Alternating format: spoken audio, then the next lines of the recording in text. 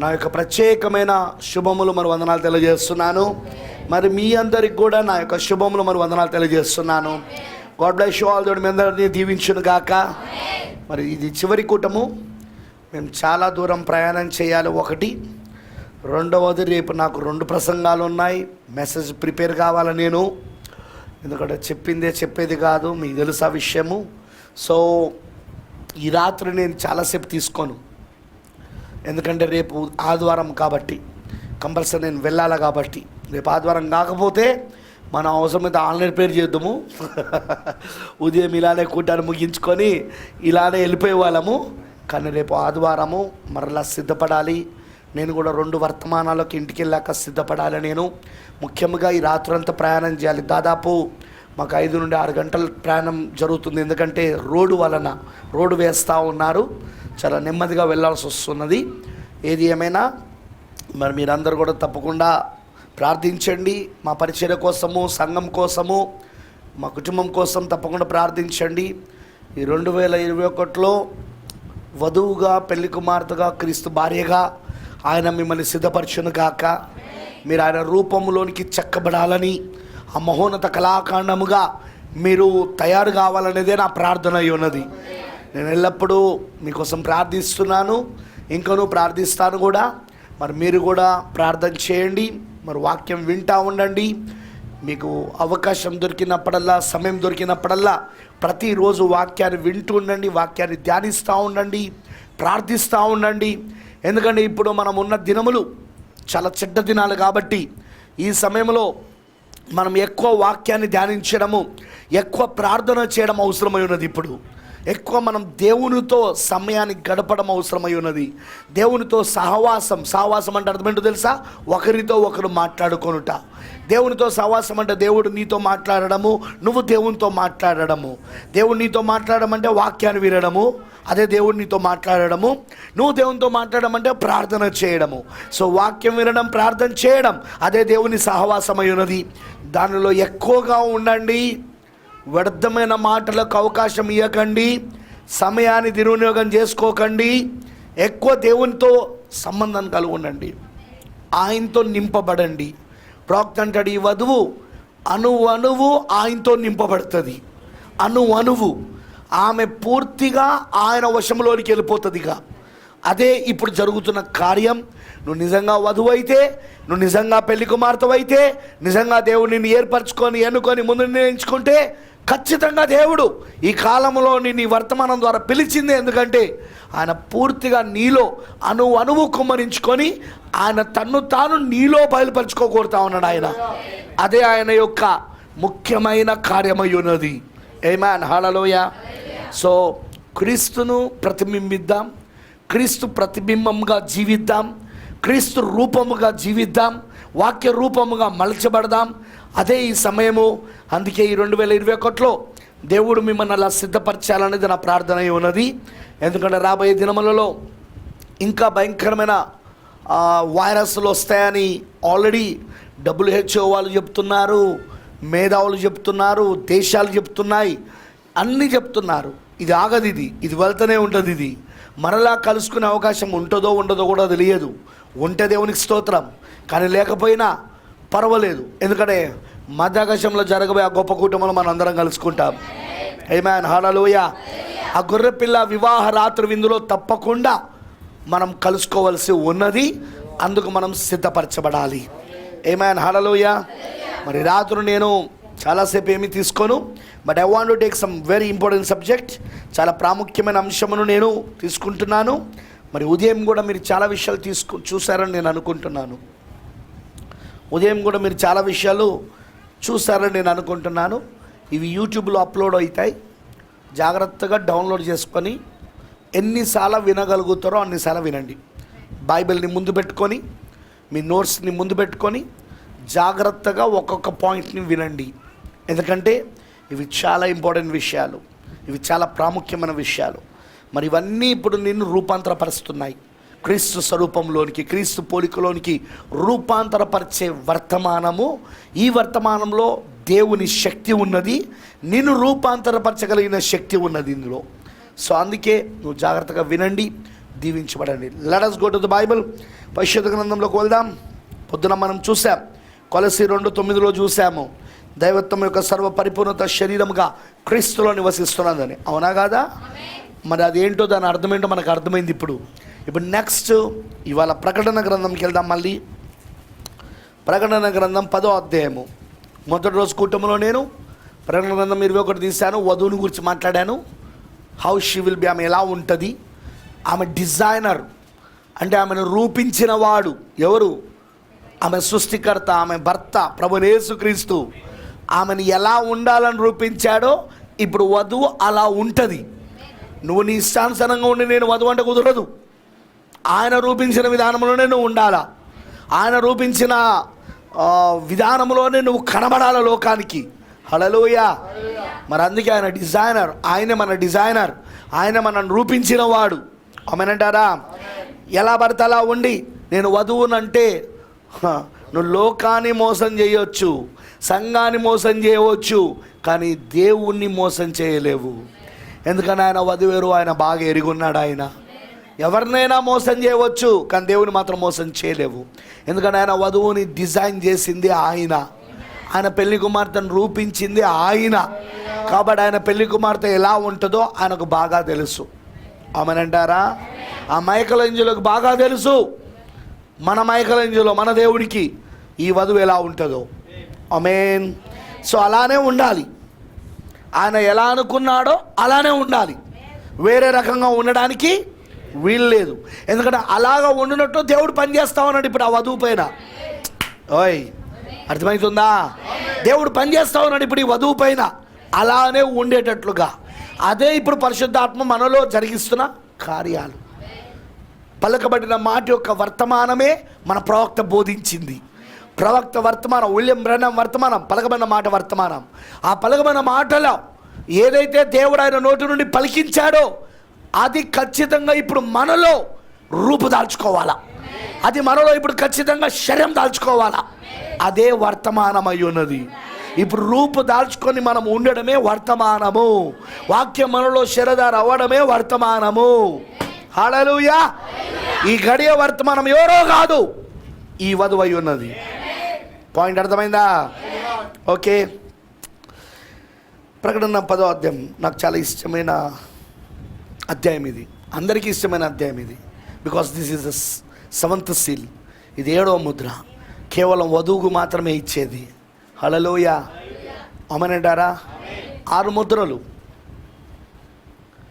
బోయాజు రూత్కి ఇచ్చాడు.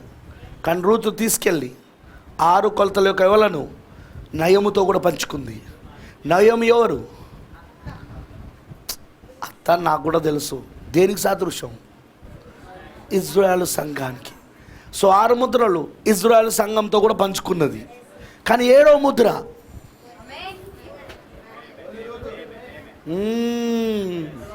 7వ ముద్ర కేవలము రూతుకు మాత్రం. 7వ కొలత ఆయన ఇవ్వలేదు ఆమెకు. ఎందుకంటే 7వ కొలత ఆయనే ఆమెకు అప్పగించుకోబోతున్నాడు. ఆయనే ఆమెకి ఇచ్చుకోబోతా ఉన్నాడు. ఇందులో నయోమికి ఛాన్స్ లేదు. మిగతా 6 కొలతల యొక్క ఎవలు నయోమి కూడా తింటా ఉన్నది రూతుతో పాటు. అందుకే మనకు ఏం కనబడతా ఉన్నది? 6 ముద్రలలో యూదులు కూడా కనబడతా ఉన్నారు. కనబడతలేరా అండి? 4వ ముద్రలో యూదులు లేరా? 5వ ముద్రలో యూదులు లేరా? 6వ ముద్రలో యూదులు లేరా? మొదటి ముద్రలో కూడా యూదులు లేరా? ఎఫెసీ సంఘంలో యూదులు లేరా? చెప్పండి నాకు. సో ఖచ్చితంగా ఇప్పుడు రూతు తనకు బోయాస్ ద్వారా వచ్చిన 6 కొలతల ఎవలను తీసుకొని ఆమె నయోమితో కూడా పంచుకుంటా ఉంది. కానీ 7వ కొలత సీక్రెట్, రహస్యం.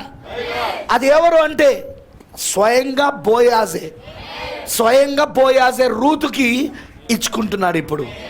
అది ఆమె ఎవరితో పంచుకోవడానికి వీల్లేదు. అది ఇక్కడ కూడా 7వ కొలత, 7వ ముద్ర, ప్రకటన 10. ఇది అందరితో కాదు ఆయన పంచుకునేది. హల్లెలూయా. మన బోయాజ్ అందరితో పంచుకోడు. ఆయన రూతుతో మాత్రమే పంచుకుంటాడు, వధుతో మాత్రమే పంచుకుంటాడు, వధువుకి మాత్రమే అప్పగించుకుంటాడు. మరి ఆమె మాత్రమే పొందుకుంటుంది ప్రకటన 10ని. అందుకే ప్రకటన 10 చాలామంది నమ్మరు, బోధించరు. కానీ ఫోటో మాత్రం పెట్టుకుంటారు చర్చిలో. ఎందుకంటే ప్రజలను మోసం చేయడానికి, విశ్వాసాలను మోసం చేయడానికి. బోధించేటప్పుడు వెనకాల వాళ్ళ తల వెనకాల కూడా ఉంటుంది అక్కడ, కానీ దాన్ని బోధించరు, దాన్ని నమ్మరు. ప్రకటన 10ని హల్లెలూయా. కానీ దాన్ని ఫోటో మాత్రం పెడతారు. ఎందుకు? ప్రజలను పిచ్చోలు చేయడానికి. కానీ వధువు పిచ్చిది కాదుగా, ఈ వధువును మోసం చేయలేరుగా, ఈ వధువును పడేటట్టు చేయలేరుగా. హల్లెలూయా. అసలు పిచ్చోడు ఏమిటంటే వాడు తెలియదు ఆ విషయం. వాడు మోసగించేదంతా వధువు కాని వాళ్ళను, వాడు ప్రసంగించేదంతా వధువు కాని వాళ్ళను. కానీ వధువు మోసపోదా, ఆమె మేలుకుంటుంది వాక్యానికి, ఆమె మేలుకుంటుంది లేఖనాలకు, ఆమె మేలుకుంటుంది 7వ ముద్రకు. ఆమె 7వ ముద్ర ఆమెలో నెరవేర్పు జరుగుతూ ఉంటుంది. 7వ ముద్రలో ఆమె ఏకమవుతుంది. 7వ ముద్రలో ఆయన శిరస్సుగా వస్తాడు, వధువు శరీరానికి వస్తాడు. హల్లెలూయా. అందుకే ప్రకటన 10 అందరికీ కాదు, ఓన్లీ వధువుకి మాత్రమే. బలిష్ఠుడైన దూత, 7వ దూత వధువుకి మాత్రమే, అందరికీ కాదు. మిగతా వాళ్ళందరికీ నిషేధించబడింది ప్రకటన 10. ప్రకటన 10వ అధ్యాయం 1 నుండి 6 వచనాలు బలిష్ఠుడైన దూత. ఎవరైనా? మన ప్రభువైన యేసుక్రీస్తు, మన యోషువ. ఆమేన్. ప్రకటన 10వ అధ్యాయం 7వ వచనము విలియం బ్రానమ్. ఓకేనా? మన మోషే. ఆమేన్ అంటారా?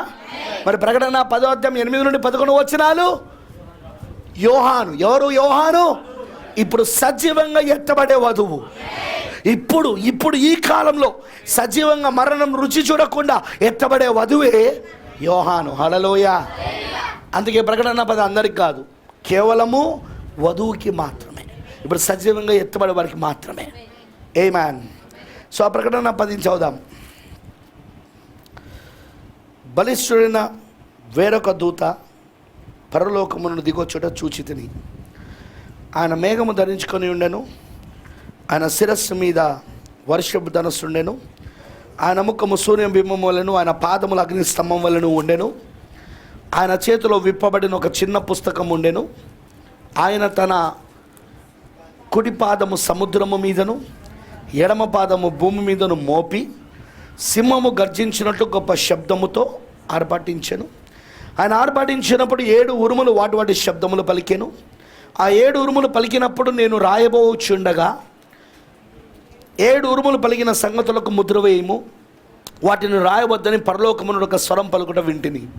మరి సముద్రం మీదను భూమి మీదను నిల్చుండగా నేను చూసిన ఆ దూత తన కుడి చేయి ఆకాశం తట్టి ఎత్తి పరలోకమును అందులో ఉన్న వాటిని, భూమిని అందులో ఉన్న వాటిని, సముద్రమును అందులో ఉన్న వాటిని సృష్టించి యుగ యుగములు జీవించుచున్న వాని తోడు ఒట్టు పెట్టుకొని, ఇక ఆలస్యం ఉండదు కానీ 7వ దూత పలుకు దినములలో అతడు బూర ఊదబోచుండగా దేవుడు తన దాసులకు ప్రవక్తలకు తెలిపిన సువార్త ప్రకారము దేవుని మర్మము సమాప్తమగునని చెప్పాను.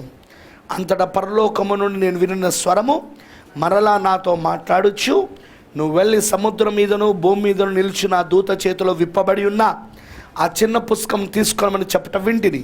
నేను ఆ దూత యొద్దకు వెళ్ళి ఈ చిన్న పుస్తకం నాకు ఏమని అడగగా, ఆయన దాన్ని తీసుకొని తినివేయము, అది నీ కడుపుకు చేదగును కానీ నీ నోటికి తేనవలే మధురముగా ఉండునని నాతో చెప్పాను. అంతటా నేను ఆ చిన్న పుస్తకమును దూత చేతిలో నుండి తీసుకొని దాన్ని తినివేసి తిని, అది నా నోటికి తేనవలే మధురముగా ఉండేను కానీ నేను దాన్ని తినివేసిన తర్వాత నా కడుపుకు చేదాయను. అప్పుడు వారు, నువ్వు ప్రజలను గూర్చి, జనములను గూర్చి, ఆయా భాషలు మాట్లాడే వారిని గూర్చి, అనేక మంది రాజులను గూర్చి మరలా ప్రవచింపనగత్యమని నాతో చెప్పేది. దేవుడి మాటలను దీవించును గాక. Let us pray. ప్రార్థించుకుందాం.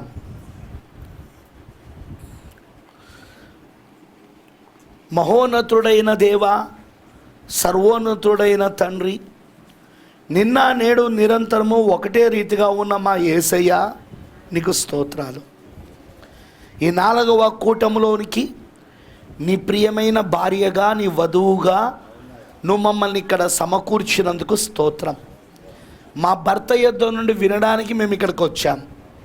ఒక మనుషుని యొద్ద నుండి కాదు, కానీ ఆ మనుషుల్లో నా భర్త ఉండి మాట్లాడాలని మేము ఇక్కడికి వచ్చాం. దేవా, ప్రభు అయిన దేవా, నువ్వు మరొక్కసారి మాతో మాట్లాడు. నువ్వు మాట్లాడితే, శిరస్సుగా నువ్వు మాట్లాడితే ఈ శరీరం లోబడుతుంది ప్రభువా. నీ వధువు శరీరమై ఉన్నది, నీ భార్య శరీరమై ఉన్నది, నువ్వు శిరస్సు అయి ఉన్నావు. శిరస్సు మాటకు, శరీరము లోబడుతుంది. అవును, మేము ప్రతి మాటకు లోబడాలని ఆశిస్తున్నాం. కొన్ని మాటలు తీసుకొని కొన్ని వదిలిపెట్టడం కాదు.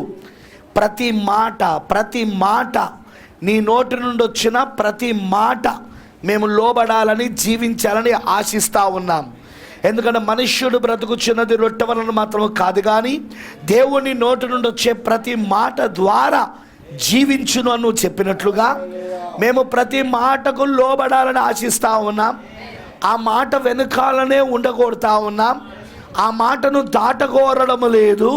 మరి ఆ మాటనే మాలో తిరిగి జీవింపజేయబడినట్లు పరిశుద్ధాత్మ బాప్తిస్మమును పొందుకోవాలని, పరిశుద్ధాత్మలా మాలో పనిచేయాలని మేము పూర్తి స్వాతంత్రత పరిశుద్ధాత్మకి ఇస్తూ ఉన్నాం ప్రభువా. ఆ వాక్యాన్ని పరిశుద్ధాత్మ తీసుకొని మాలో జీవింపచేయాలి, మాలో రక్తమాంసమున్నట్లు చేయాలి, మాలో రూపుదాల్చినట్లు చేయాలి, క్రియారూపకంలోనికి దాన్ని తీసుకురావాలి ప్రభువా. ఆ విధముగా చేయనట్లుగా యేసయ్యా నిన్ను వేడుకుంటున్నాం. మేము నీ వాక్యం మాలో సజీవము కావాలి, నీ వాక్యం మాలో ప్రత్యక్షపరచబడాలి, మేము నీ వాక్య రూపంలోనికి మలచబడాలి. నిజమే, ఆ 7వ ముద్ర యొక్క మర్మము నిన్ను నీవు రూతునికి ఇచ్చుకోవడము, బోయాజు తనను తాను రూతుకి ఇచ్చుకోవడము, ఇప్పుడు నిన్ను నువ్వు ఈ కాలపు రూతుకి, వధువుకి ఇచ్చుకోవడము, అది ఆమెకు మాత్రమే తెలిసిన కార్యమై ఉన్నది. అది ఆమెలో మాత్రమే జరుగుతున్న కార్యమై ఉన్నది. అది ఎవరితో పంచుకునే కార్యాలు కావవి, అవి ఎవరికి అర్థమయ్యే కార్యాలు కూడా కావవి. అది ఆమెలో క్రియారూపకంగా జరుగుతున్నాయి అవి. అది ఆమెలో ఆయన రూపాన్ని దాలుస్తున్నాయి అవి. అదే ఇప్పుడు జరుగుతున్నది ప్రభువా. అదే జరగాలన్నది మా ప్రార్థన. మరి రాత్రి నీ వాక్యమును మరొకసారి మాకు తెరవమని ప్రార్థిస్తూ ఉన్నాం. గూఢమైన నీ రహస్యములు, నీ సంగతులు మాకు బయలుపరచు దేవా. ఒక భర్త తన రహస్యములను తన భార్యకు ఎలాగైతే దానిని తెలియజేస్తాడో, ఈ రాత్రి కూడాను అలానే నీ రహస్యములను మాకు మా హృదయంలో పెట్టి దానిలో మేమేమై ఉన్నామో తెలుసుకొని నీ సంకల్పం చొప్పున, నీ ప్రణాళిక చొప్పున మేము వెళ్దుము కాక. ఈ 2021లో తప్పక నీ కృప మా అందరికీ దయచేయి. నీ గొప్ప పరిశుద్ధాత్మ అభిషేకమును, బాప్తిస్మమును ప్రతి ఒక్కరికి దయచేదేవా. ప్రతి ఒక్కరిలో వాక్యం సజీవమైనట్లు చేయి తండ్రి. ఆ ఎన్నుకోబడిన పాత్రలు ఈ చివరి కాలంలో వధువుగా ఉండడానికి, పెళ్లి కుమార్తెగా నీ భార్యగా ఉండడానికి, జగదు పునాది వేయబడక మునిపే, లోక పునాదులు వేయబడక మునిపే నువ్వు ఎవరినైతే ముందుగా నిర్ణయించుకున్నావో ఆ పాత్రలలో నిన్ను నువ్వు కుమ్మరించుకొని, పూర్తిగా అణువణువులో నిన్ను నువ్వు కుమ్మరించుకొని నీ రూపము వారిలో దాల్చమని ప్రార్థిస్తూ ఉన్నాను.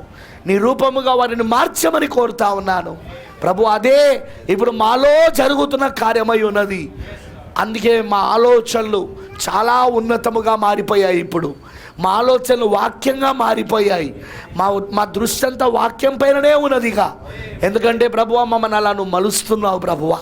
అందును బట్టి నీకు స్తోత్రాలు. నీ వాక్యం మాకు తెరువుము, ఇంకా నిన్ను నువ్వు మాలో కుమ్మరించుకొనుము. అణువు మాలో నీ వాక్యము శరీరం అవునట్లుగా చేయుము, కుమ్మరించబడినట్లుగా చేయుము. నీ ఆత్మ పూర్తిగా మాలో కుమ్మరించబడి, పూర్తిగా నువ్వు వశపరుచుకొని, పూర్తిగా నీ ఆధీనంలో ఉంచుకొని, నియంత్రణలో ఉంచుకొని నడిపించమని, ఇప్పుడు నీ వాక్యమును మాకు తెరవమని, బలిష్ఠుడైన దూతగా నువ్వు రంగంపైకి దిగి వచ్చి ఈ ముద్రలు మాకు తెరిచి బోధించమని యేసుక్రీస్తు నామములో ప్రార్థిస్తున్నాము. ఆమేన్. ప్లీజ్ విజిట్ ఆన్, కూర్చోండి.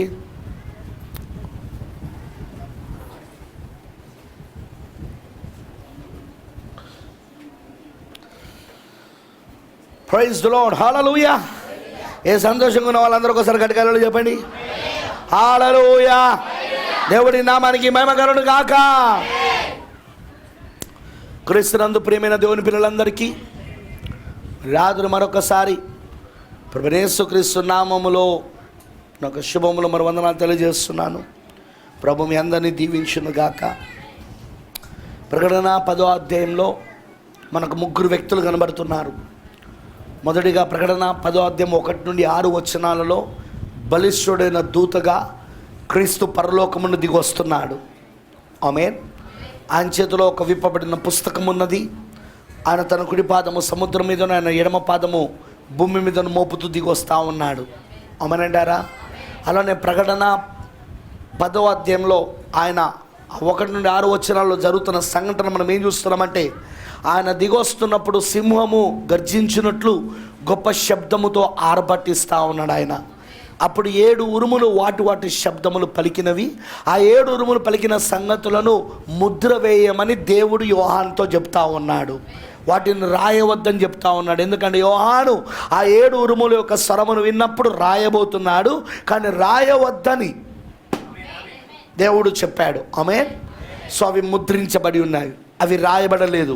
కానీ ప్రవక్త ఏమన్నాడంటే, రాయబడిన వాక్యం కిందనే అవి దాచబడి ఉన్నాయి. అర్థమైందని చెప్పింది.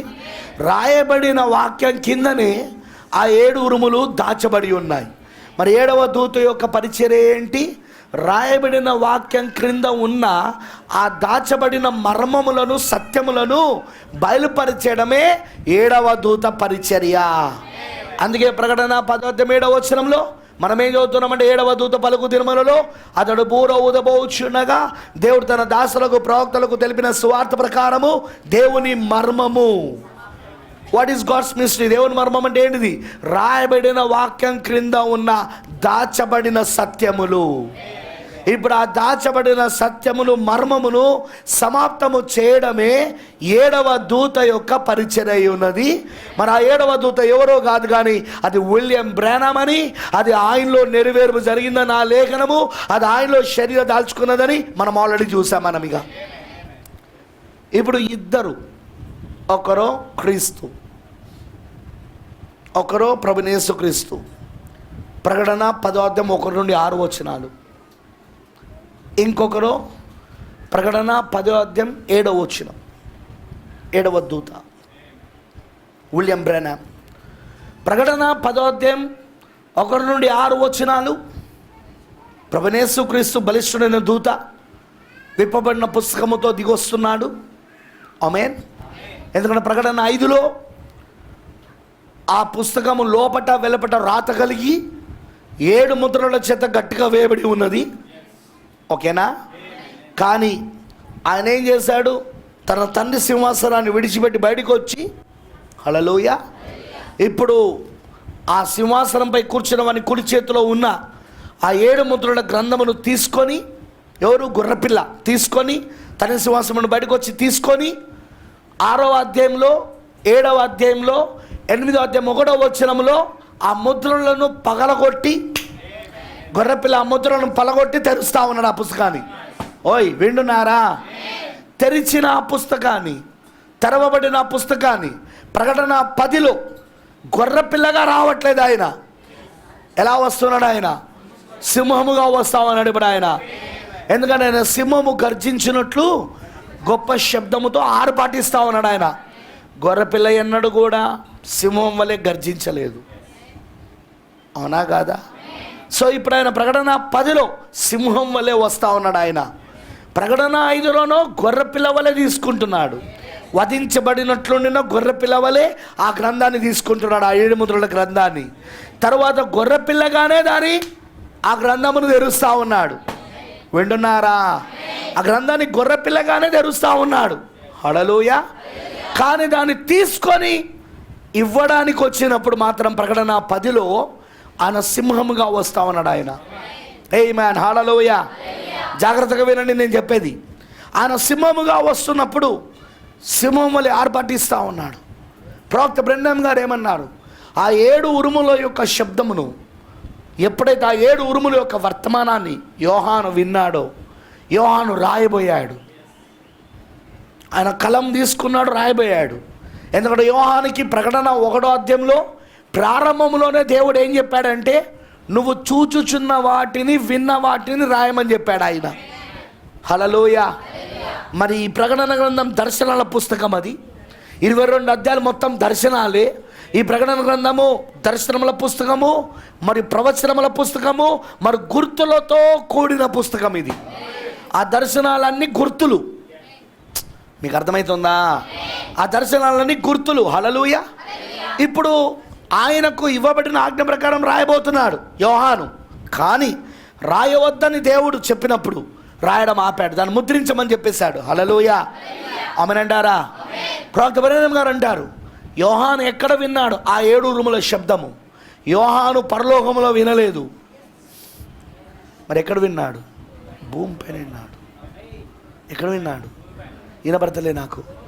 ఆ 7 ఉరుముల యొక్క శబ్దం ఎక్కడ విన్నాడు? భూమిపైన విన్నాడు. Not on heaven, not in the heaven, పరలోకంలో కాదు, బట్ ఆన్ ద ఎర్త్, భూమిపైన. ఎందుకు భూమిపైన?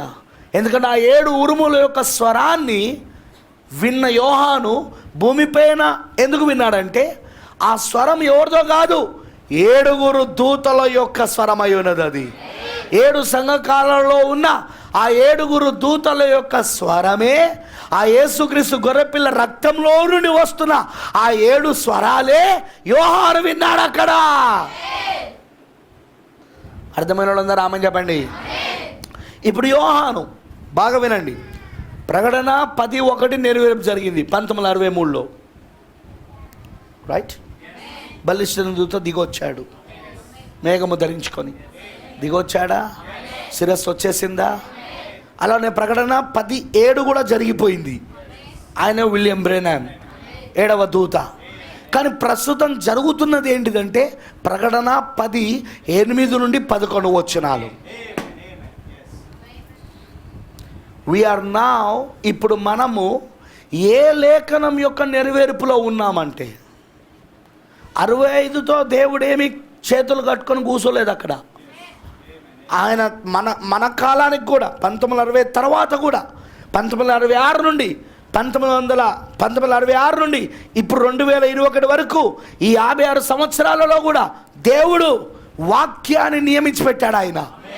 ఆ వాక్యమే ప్రకటన 10వ అధ్యాయం 8 నుండి 11 వచనాలు. యోహాను ఈ రాత్రి నేను చెప్పే అంశం అదే. ఈ గడియ వర్తమానం వధువై ఉన్నది.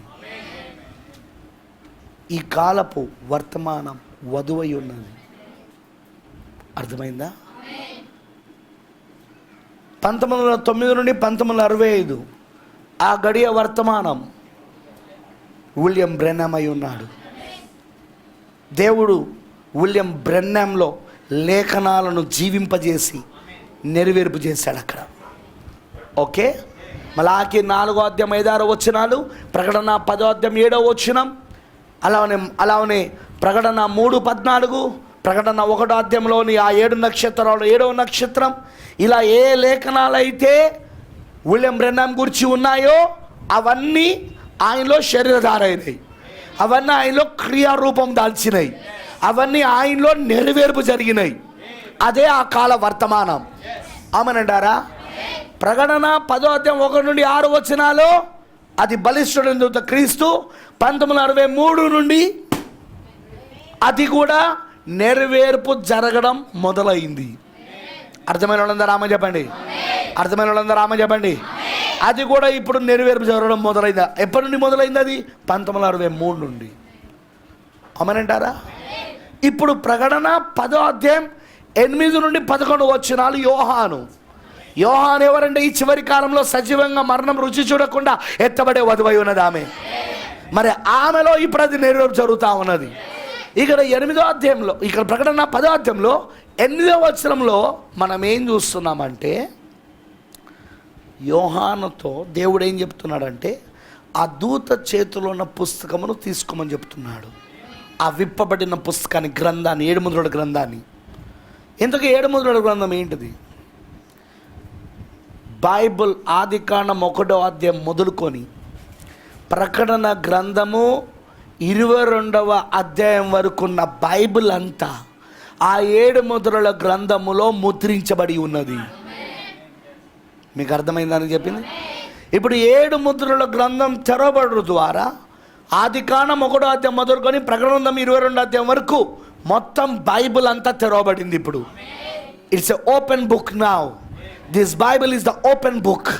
ఇప్పుడు ఈ గ్రంథం, ఈ పరిశుద్ధ గ్రంథం తెరవబడిన పుస్తకం ఇది. ఆమేనంటారా? ఇప్పుడు 5 రకాల పరీక్షలలో ఉన్న వధువు తెరవబడిన పుస్తకంలో నుండి వింటా ఉన్నది ఆమె. సంఘ శాఖలో ఇంకా మూయబడిన పుస్తకంలో నుండి. ఎందుకంటే వాళ్ళకి ముద్రలు తెరవబడలేదు. వాళ్ళకు వింటున్నారా? ముద్రలు వాళ్ళకు కాదు, దేవుడు వాళ్ళకు ముద్రలు తెరవలేదు ఆయన. కానీ ఎవరికి తెరిచాడు ఆయన ఈ కాలంలో ముద్రలు? వధువుకి తెరిచాడు, పెళ్లి కుమార్తెకు తెరిచాడు, క్రీస్తు భార్యకు తెరిచాడు. ఇప్పుడు అందుకే క్రీస్తు భార్య ఎక్కడ నుండి వింటా ఉన్నదంటే ఓపెన్ వర్డ్, తెరవబడిన వాక్యమును వింటా ఉన్నది ఆమె. కానీ క్రీస్తు భార్య కానీ మిగతా సంస్థాగత సంఘాలు ఎక్కడ నుండి వింటా ఉన్నాయంటే మూయబడిన వాక్యం. అందుకే వాళ్ళకి ఇంకా దేవుడి ప్రణాళిక అర్థం కావట్లే, ఇంకా వాళ్ళకు దేవుని సంకల్పం అర్థం కావట్లే, ఇంకా వాళ్ళకు మొదటి రాకడ, రెండవ రాకడ, మూడవ రాకడ అవన్నీ ఏం అర్థం కావట్లేదు. హల్లెలూయా. దానికి కారణం ఏంటంటే వాళ్ళకి ఇంకా వాక్యం మూయబడి ఉన్నది. దేవుడు వాళ్ళకు వాక్యము తెరవలేదు. మరి ఎవరికి తెరిచాడు వాక్యాన్ని? దేవుడు వధువుకి తెరిచాడు, పెళ్లి కుమార్తెకు తెరిచాడు. ఇప్పుడు ఈ పెళ్లి కుమార్తెకు వాక్యం తెరవడం వలన ఇప్పుడు ఈమెకు మాత్రమే దేవుడి సంకల్పము, దేవుని ప్రణాళిక ఆది నుండి అంతం వరకు ఏంటి దేవుని ప్రణాళిక అంతో ఆమెకు అర్థమైపోతా ఉన్నది. ఇప్పుడు ఆమెకు ఆదికాండం 1వ అధ్యాయం మొదలుకొని ప్రకటన 22వ అధ్యాయం వరకున్న సంపూర్ణ వాక్యం, ఫుల్ వర్డ్, పూర్తి వాక్యం ఈమెకు అర్థమైపోతా ఉన్నది ఇప్పుడు. ఎందుకంటే ఈమెకు ముద్రలు తెరవబడ్డాయి. 7 ముద్రలు తెరవబడడం ద్వారా బైబిల్ అంతా తెరవబడింది. బైబిల్ అంతా తెరవబడడం ద్వారా ఇప్పుడు దేవుని ప్రణాళిక అంతా అర్థమైపోతున్నది. దేవుని మనస్సు అంతా ఇప్పుడు అర్థమైపోతున్నది. దేవుని మనసులో ఉన్న ఆలోచనలన్నీ ఇప్పుడు ఆమె హృదయంలో కుమ్మరించబడతా ఉన్నాయి. ఆమెకి ఇప్పుడు దేవుని మనసులో ఉన్న ఆలోచనలన్నీ అర్థమైపోయినాయి ఇప్పుడు ఆమెకు. మీకు అర్థమైందా? అర్థమైన వాళ్ళందరూ ఆమె చెప్పండి. నా అందుకే ఈ రోజున ఈ వధువు, ఈ పెళ్లి కుమార్తె, ప్రకటన 10వ అధ్యాయం 8 నుండి 11 వచనాల్లో ఉన్న ఈ పెళ్లి కుమార్తె ఏం చేస్తూ ఉన్నది? ఆమె బలిష్ఠుడైన దూత తీసుకొచ్చిన ఆ గ్రంథము 7వ దూత ద్వారా వధువుకి ఇవ్వబడుతున్నది. ఎందుకంటే వాక్యం ఎప్పుడు ప్రవక్త దగ్గరకు వస్తుంది. కరెక్ట్? వాక్యం ఎప్పుడు శరీరమయ్యి ఎవరిలో? ప్రవక్తలో. శరీరమయ్యి ప్రవక్తలో శరీరమై ప్రజల దగ్గరికి వెళ్తుంది. అందుకే ప్రవక్తలందరూ వారి వారి కాలంలో వాళ్ళు సూచనలై ఉన్నారు. వారే దేవుడు పంపిన సూచన. అర్థమైందా? దేవుడు పంపిన సూచన ఎవరంటే వారే. మీరు ఇర్మియా గ్రంథంలో చదివిననుకో, ఇర్మియా గ్రంథంలో ఒకసారి దేవుడు ఇర్మియాతో చెప్తాడు, నీ ఇంట్లో ఉన్న సామాన్లన్నీ సదురుకొని మూట కట్టుకొని నీవు ద్వారంలో నుండి కాకుండా గోడను పగలగొట్టి రంధ్రం చేసుకొని ఆ రంధ్రంలో నుండి బయటికి రా. అప్పుడు జనులు నిన్ను చూసి ఏంటిది, దీని అర్థం ఏంటిదని నిన్ను అడిగినప్పుడు అప్పుడు నువ్వు వాళ్ళతో ఇలా చెప్పు. ఇర్మియాతో అంటున్నాడు, ఇలా చెప్పు, నేనే ఇశ్రాయేలులారా మీకు సూచనగా ఉన్నాను. హల్లెలూయా. దేవుడు ఇప్పుడు నన్ను మీకు ఒక సూచనగా పెడతా ఉన్నాడు. ఇదిగో మీ ప్రాకారపు గోడలు, యెరూషలేము చుట్టూ మీ ప్రాకారపు గోడలు మిమ్మల్ని కాపాడుతాయని మీరు అనుకుంటున్నారు. కానీ బబులోనులు ఇదిగో ఈ విధంగానే గోడలకు రంధ్రము చేసుకొని లోపలికి వచ్చి, ప్రాకారపు గోడలకు రంధ్రాలు చేసుకొని లోపలికి వచ్చి మిమ్మల్ని అందరినీ కూడా ఆయన చెరలోనికి తీసుకోపోబోతున్నాడు. ప్రవక్తలు ఎల్లప్పుడూ సంగమనకు సూచనలై ఉన్నారు. హల్లెలూయా. ప్రవక్తలు ఎల్లప్పుడూ సంగమనకు సూచనలై ఉన్నారు. ఆమేనంటారా? అందుకే ప్రవక్త ఏంటతను, అతని యొద్దకు వాక్యం వస్తుంది. ఆమోసు 3:7 ప్రకారముగా తన సేవకులైన ప్రవక్తలకు బయలుపరచకుండా, తను సంకల్పించిన దానిని బయలుపరచకుండా ప్రభువైన యెహోవా ఏమీ చేయడు. హల్లెలూయా. ప్రభువైన యెహోవా ఏమైనా చెయ్యాలంటే, తన సంకల్పాన్ని ఏదైనా జరిగించాలంటే ముందు ఆయన ఎవరు చెప్తాడు దాన్ని? తన సేవకులైన ప్రవక్తలకు. అందుకే వాక్యం ఎప్పుడు ప్రవక్త దగ్గరికి వెళ్ళి అది ప్రవక్తలో శరీరధారై ఆ కాలంలో ఉన్న వాళ్ళకు ఆ ప్రవక్తనే వర్తమానం, ఆ ప్రవక్తనే సూచన, ఆ ప్రవక్తనే వెలుగై ఉన్నాడు. ఆమేనంటారా? అర్థమైన ఆమేనంటారా? సో ఇప్పుడు ప్రకటన 10లో ఉన్న వాక్యం, 1వ అధ్యాయంలో ఉన్న వాక్యం ప్రకటన 10:7లో శరీరధారై. అర్థమవుతుందా? ఆ మనిషి కుమారుడు ప్రకటన 10:7లో ఉన్న విలియం బ్రెన్హామ్లో శరీరధారి అయి మనకు సూచనగా ఉన్నాడు. ఇప్పుడు ఆయన మనకు వెలుగుగా ఉన్నాడు. ఇప్పుడు ఆయన హల్లెలూయా. దేవుడికి మహిమ కలుగును గాక.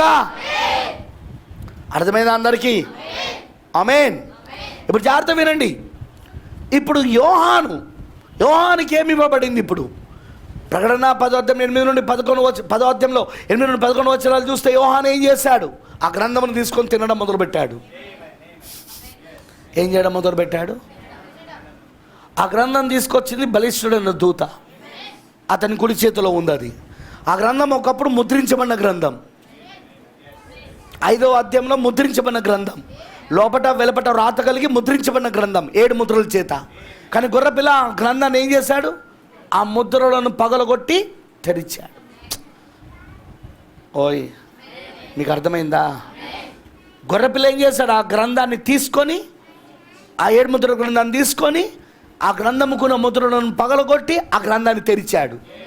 తెరిచి ఎవరికి ఇస్తున్నాడు? ప్రకటన 10:7వ వచనంలో ఉన్న 7వ దూతకి. ఎందుకంటే వాక్యం ఇప్పుడు ఎవరి దగ్గరికి రావాలి?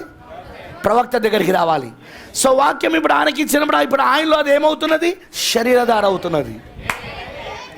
ఆమేనంటారా? ఇప్పుడు ఆయనలో అది శరీరధార అయినాక ఇప్పుడు ప్రకటన 10:8వ వచనంలో ఆమేన్, యోహాను దాన్ని తీసుకొని ఇప్పుడు యోహాను తినడం మొదలుపెట్టాడు. ఇప్పుడు ఆ గ్రంథాన్ని ఇప్పుడు యోహానులో ఏమవుతున్నది? ఇప్పుడు ఆ గ్రంథము అదే ఈ గడియ వర్తమానం. ఎత్తబడేది మన షెల్ఫ్లలో ఉన్న 7 ముద్రల గ్రంథాలు, మన ఇంట్లో ఉన్న పుస్తకాల గుట్టలో ఎత్తబడవు.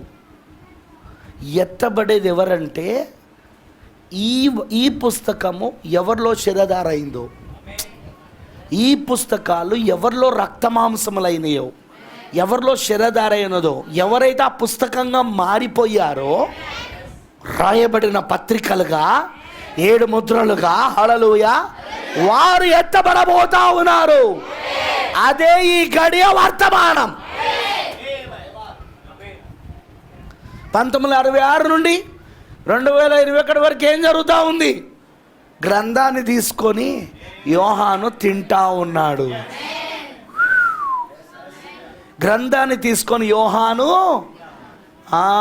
తింటా ఉన్నాడు ఆ వాక్యాన్ని. ఇప్పుడు ఏమవుతున్నాడు యోహాను? ఇప్పుడు వాక్యం అయిపోతా ఉన్నాడు.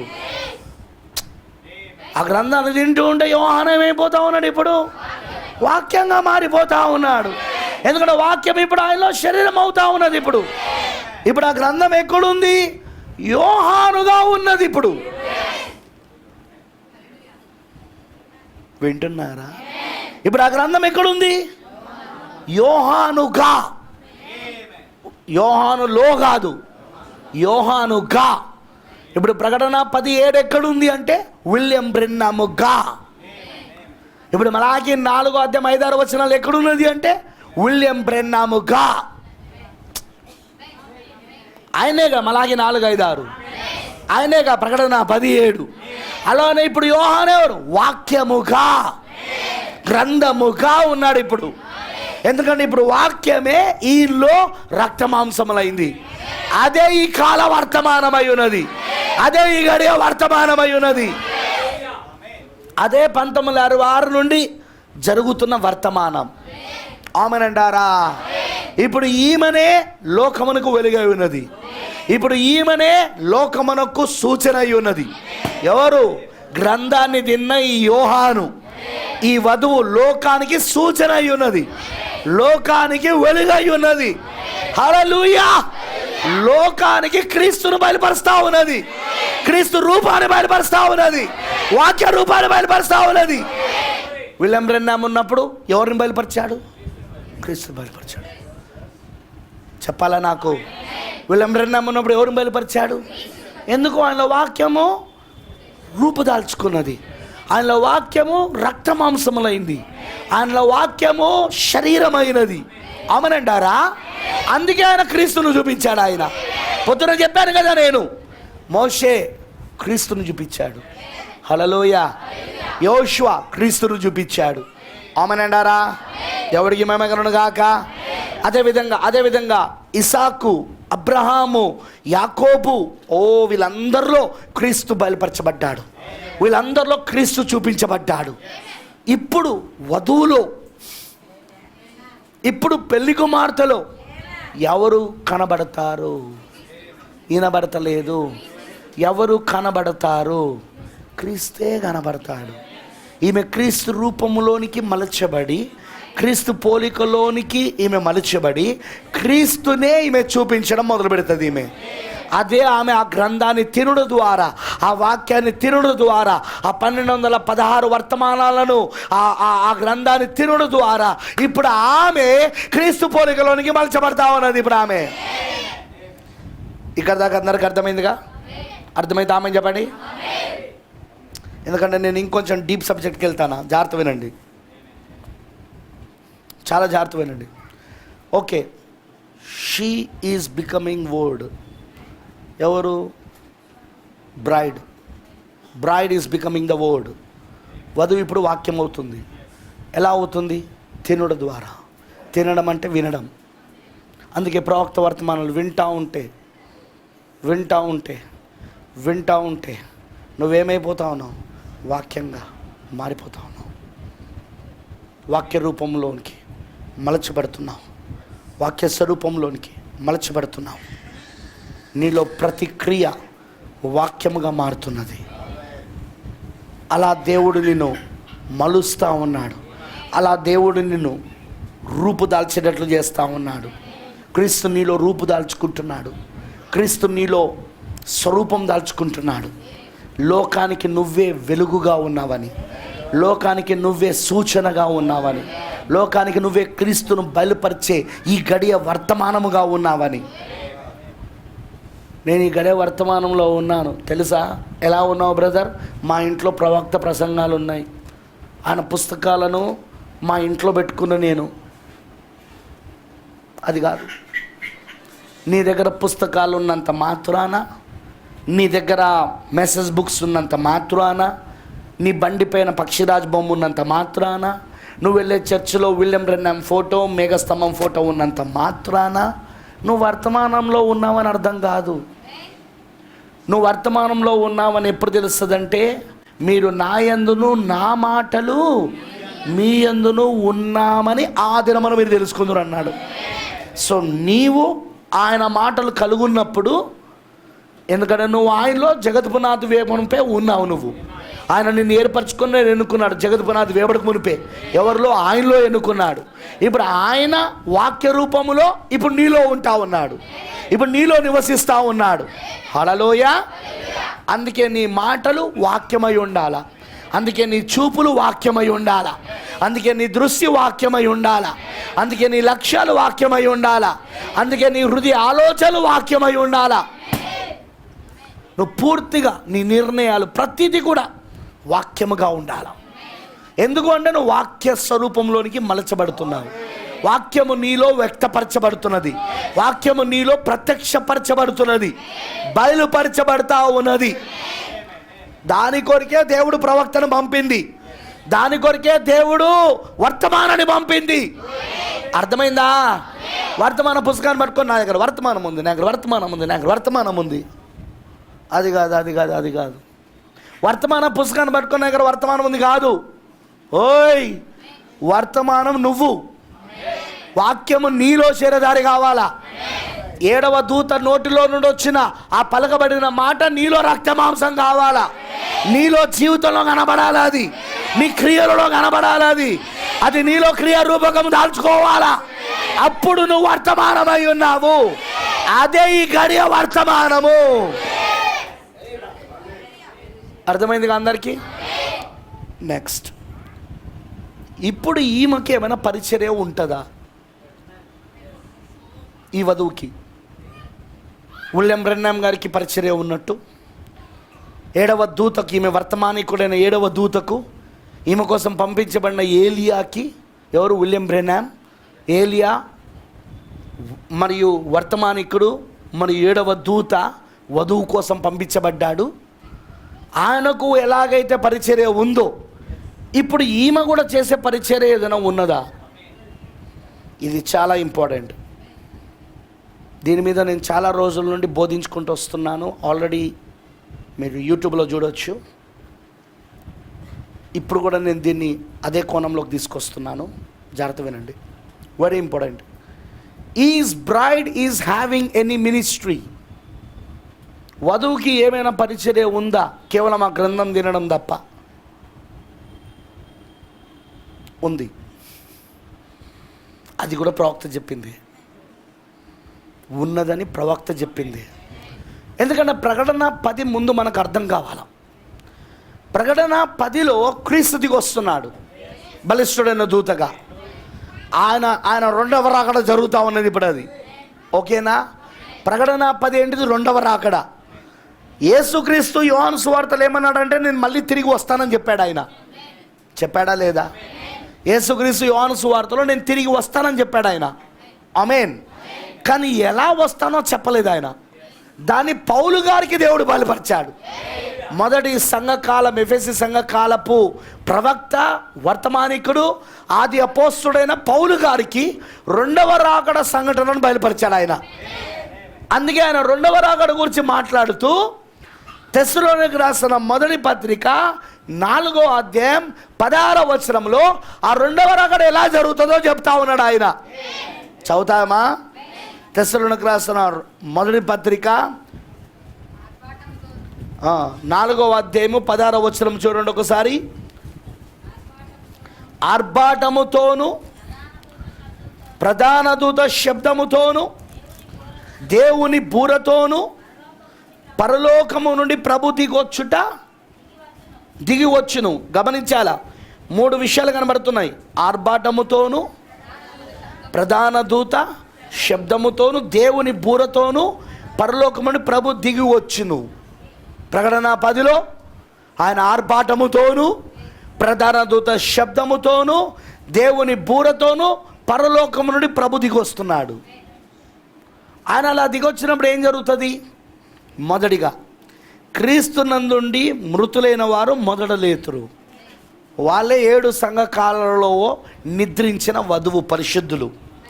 7 సంఘకాలలో నిద్రించిన వధువు పరిశుద్ధులు మొదట లేస్తారు. ఓకేనా?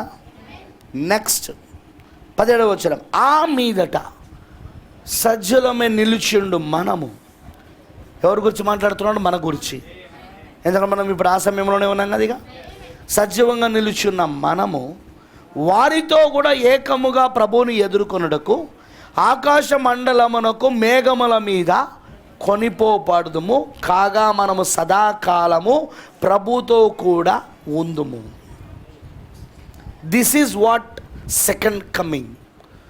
ఇదే రెండవ రాకడ. రెండవ రాకడని గురించి ఏసేమని చెప్పాడంటే నేను మరలా వస్తానని చెప్పాడు ఆయన. నేను తిరిగి వస్తానని చెప్పాడు. కానీ ఎలా వస్తానో చెప్పలేదు ఆయన. కానీ దాన్ని ఎవరికి దేవుడు బయలుపరిచాడంటే పౌలు గారికి బయలుపరిచాడు.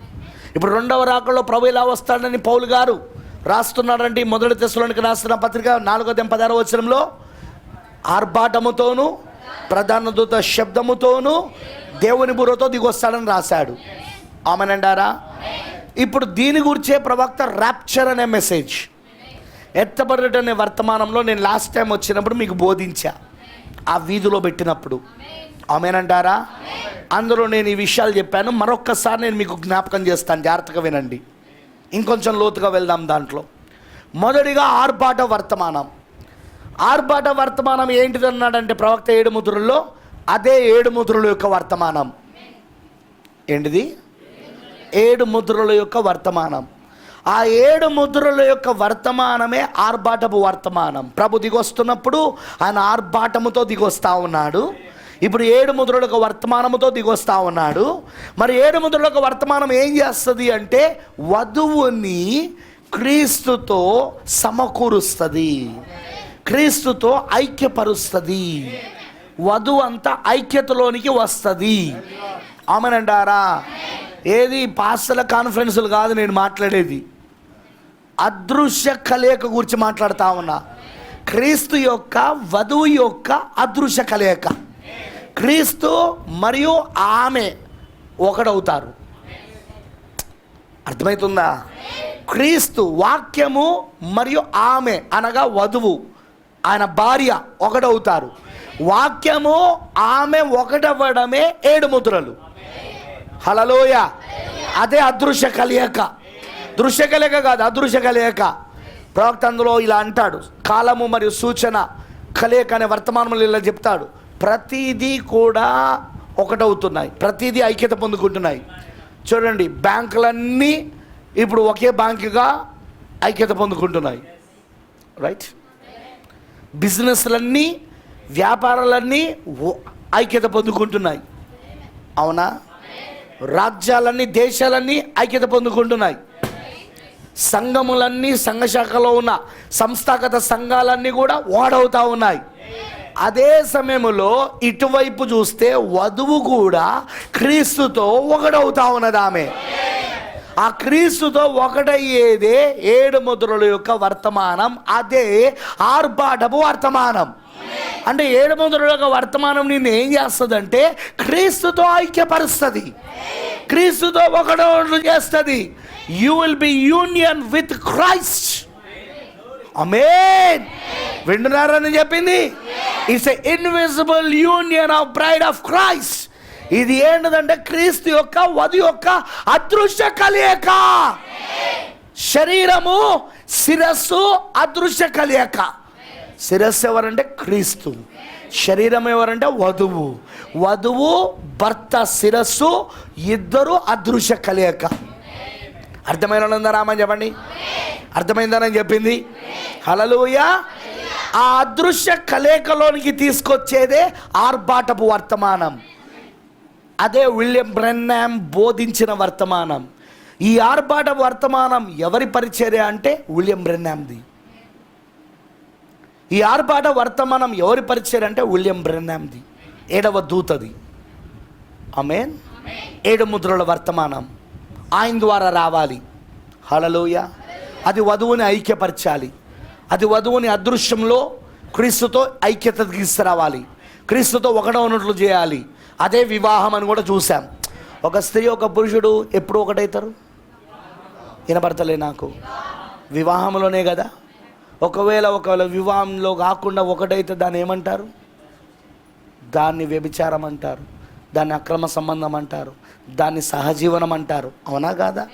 సహజీవనంలో పెళ్లి చేసుకోకముందే ఒక పురుషుడు, ఒక స్త్రీ, ఒక అమ్మాయి, ఒక అబ్బాయి కలిసి జీవిస్తారు సహజీవనంలో. అదేంటిది? బైబిల్ ప్రకారంగా అదొక వ్యభిచారం. బైబిల్ ప్రకారంగా అది జారత్వం. అది బైబిల్ ప్రకారంగా. హల్లెలూయా. కానీ నైతికంగా, చట్టపరంగా, వాక్య ప్రకారంగా ఒక స్త్రీ, ఒక పురుషుడు ఎక్కడ ఏకమవుతారంటే వివాహంలో. హల్లెలూయా. అందుకే ప్రకటన 10లో ఏం జరుగుతుందంటే క్రీస్తుకి, ఆయన వధువుకి వివాహం జరుగుతూ ఉన్నది. ప్రకటన 19లో చెప్పినట్లుగా ఇది వివాహ మహోత్సవం. ఇది గొర్రెపిల్ల వివాహ మహోత్సవం. మహోత్సవం తర్వాత ఏముంటుందంటే విందు ఉంటుంది. దాని గురించి కూడా వస్తాను, జాగ్రత్తగా వినండి. సో ఇప్పుడు ఆర్భాట వర్తమానం ఏంటిదో తెలుసా? ఆర్భాట వర్తమానమే 7 ముద్రల వర్తమానం. అది 7వ దూత పరిచర్య, అది విలియం బ్రెన్హామ్ పరిచర్య. దాని ద్వారా ఏమవుతున్నదో తెలుసా? ఆ పరిచర్య ద్వారా వధువు క్రీస్తుతో ఐక్యత పొందుకొని వివాహము చేయబడతా ఉన్నది ఆమె. వింటున్నారా? అర్థమైందని చెప్పింది. మొదటి సంఘకాలపు ప్రవక్త వర్తమానికుడు పౌలు గారు వధువుని ప్రదానం చేశాడు, ఒక్కడే పురుషుడైన క్రీస్తుతో. ఓకేనా? ఇప్పుడు 7వ సంఘకాలపు ప్రవక్త వర్తమానికుడు అపోస్తుడైన విలియం బ్రెన్హామ్ ఏం చేశాడు? ప్రదానము చేయబడిన ఆ వధువుని క్రీస్తుతో వివాహం చేశాడు ఆయన. అదే ఆర్భాటపు వర్తమానం, అదే క్రీస్తుతో ఐక్యపరిచే వర్తమానం. వధువుని క్రీస్తుతో అదృశ్య రూపంలో ఐక్యపరిచే వర్తమానం. అది ఇన్విజిబుల్ యూనియన్, అదృశ్యంలో. ఆమేనంటారా? అది ఆర్భాటం. కానీ క్రీస్తు దిగొస్తున్నటువంటి ఆర్భాటమే కాదు, ప్రధాన దూత శబ్దం కూడా ఉంది, దేవుని బూర కూడా ఉంది. ప్రధాన దూత శబ్దం అంటే ఏంటి? ప్రవక్త అన్నాడు, యేసు క్రీస్తు శిలువపై ఉన్నప్పుడు బిగ్గరగా శబ్దము చేశాడు. అదే ప్రధాన దూత శబ్దం. ఆ బిగ్గరగా ఆయన వేసిన కేక, అది ప్రధాన దూత శబ్దం. ఆ శబ్దంతో ఏం జరిగింది? పాత నిబంధనలో ఉన్న ప్రవక్తలు, పరిశుద్ధులు, భక్తులు ఆ 4000 సంవత్సరాలలో ఆ 39 పుస్తకాలలో ఉన్న వారందరూ, ఆ పరిశుద్ధులందరూ సమాధుల్లో నుండి లేచారు. భక్తులందరికీ పునరుద్ధానము జరిగింది. అదే ప్రధాన దూత శబ్దం. ఆమేన్. లాజరు బయటికి రాని వేసిన ఆ బిగ్గరగా వేసిన కేకనే ప్రధాన దూత శబ్దము. హల్లెలూయా. మొదటిదో ఆర్భాటం. ఆర్భాటం అనగా 7 ముద్రల వర్తమానం, అనగా అది నిన్ను క్రీస్తుతో ఐక్యపరిచే వర్తమానం, క్రీస్తుతో వివాహం చేసే వర్తమానం. రెండవదిదో ప్రధాన దూత శబ్దం, అనగా నిద్రించిన వధువు.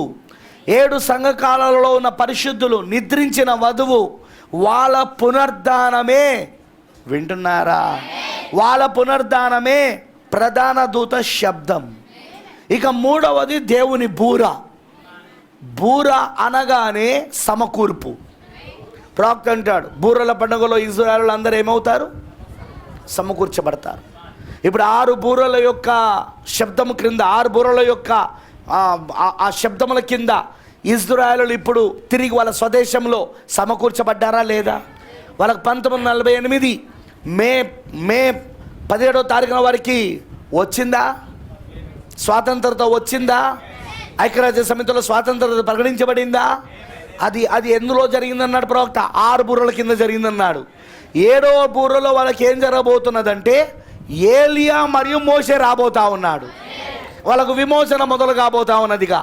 దానియేలు 70 వారంలోని 69.5 వారాలు వాళ్ళకి అయిపోయినాయి. ఇంకా చివరి అర్ధవారం 3.5 సంవత్సరాలు ఉన్నాయి. అది ఏలియా మోషే పరిచర్యలో నెరవేర్పు జరగబోతా ఉన్నది. హల్లెలూయా. అప్పుడు 1,44,000 మంది ఆ ఏలియా మోషే పరిచర్యలో ప్రకటన 7వ అధ్యాయంలో ఉన్న ఒక్కొక్క గోత్రములో నుండి 12 గోత్రాల నుండి 12,000 ఏర్పరచబడిన వారిని దేవుడు ముద్రించి ఆ ఏలియా మోషే పరిచర్యల ద్వారా వాళ్ళు రక్షించబడి ముద్రించబడి వారు క్రీస్తుకు దాసులుగా ఉంటారు. ఇక వాళ్ళు, హల్లెలూయా. అదంతా ఎక్కడ జరుగుతుంది అంటే దానియేలు 70 వారములోని చివరి అర్ధవారములో జరుగుతుంది. 7వ పూర కింద జరుగుతుంది. ఇప్పుడు ఆ 7వ పూర వాళ్ళకు మోషే ఏలియాలను తీసుకొస్తే మనకు అదే 7వ బూర కడబూర మ్రోగగానే మనము మార్పు చెందుదుము.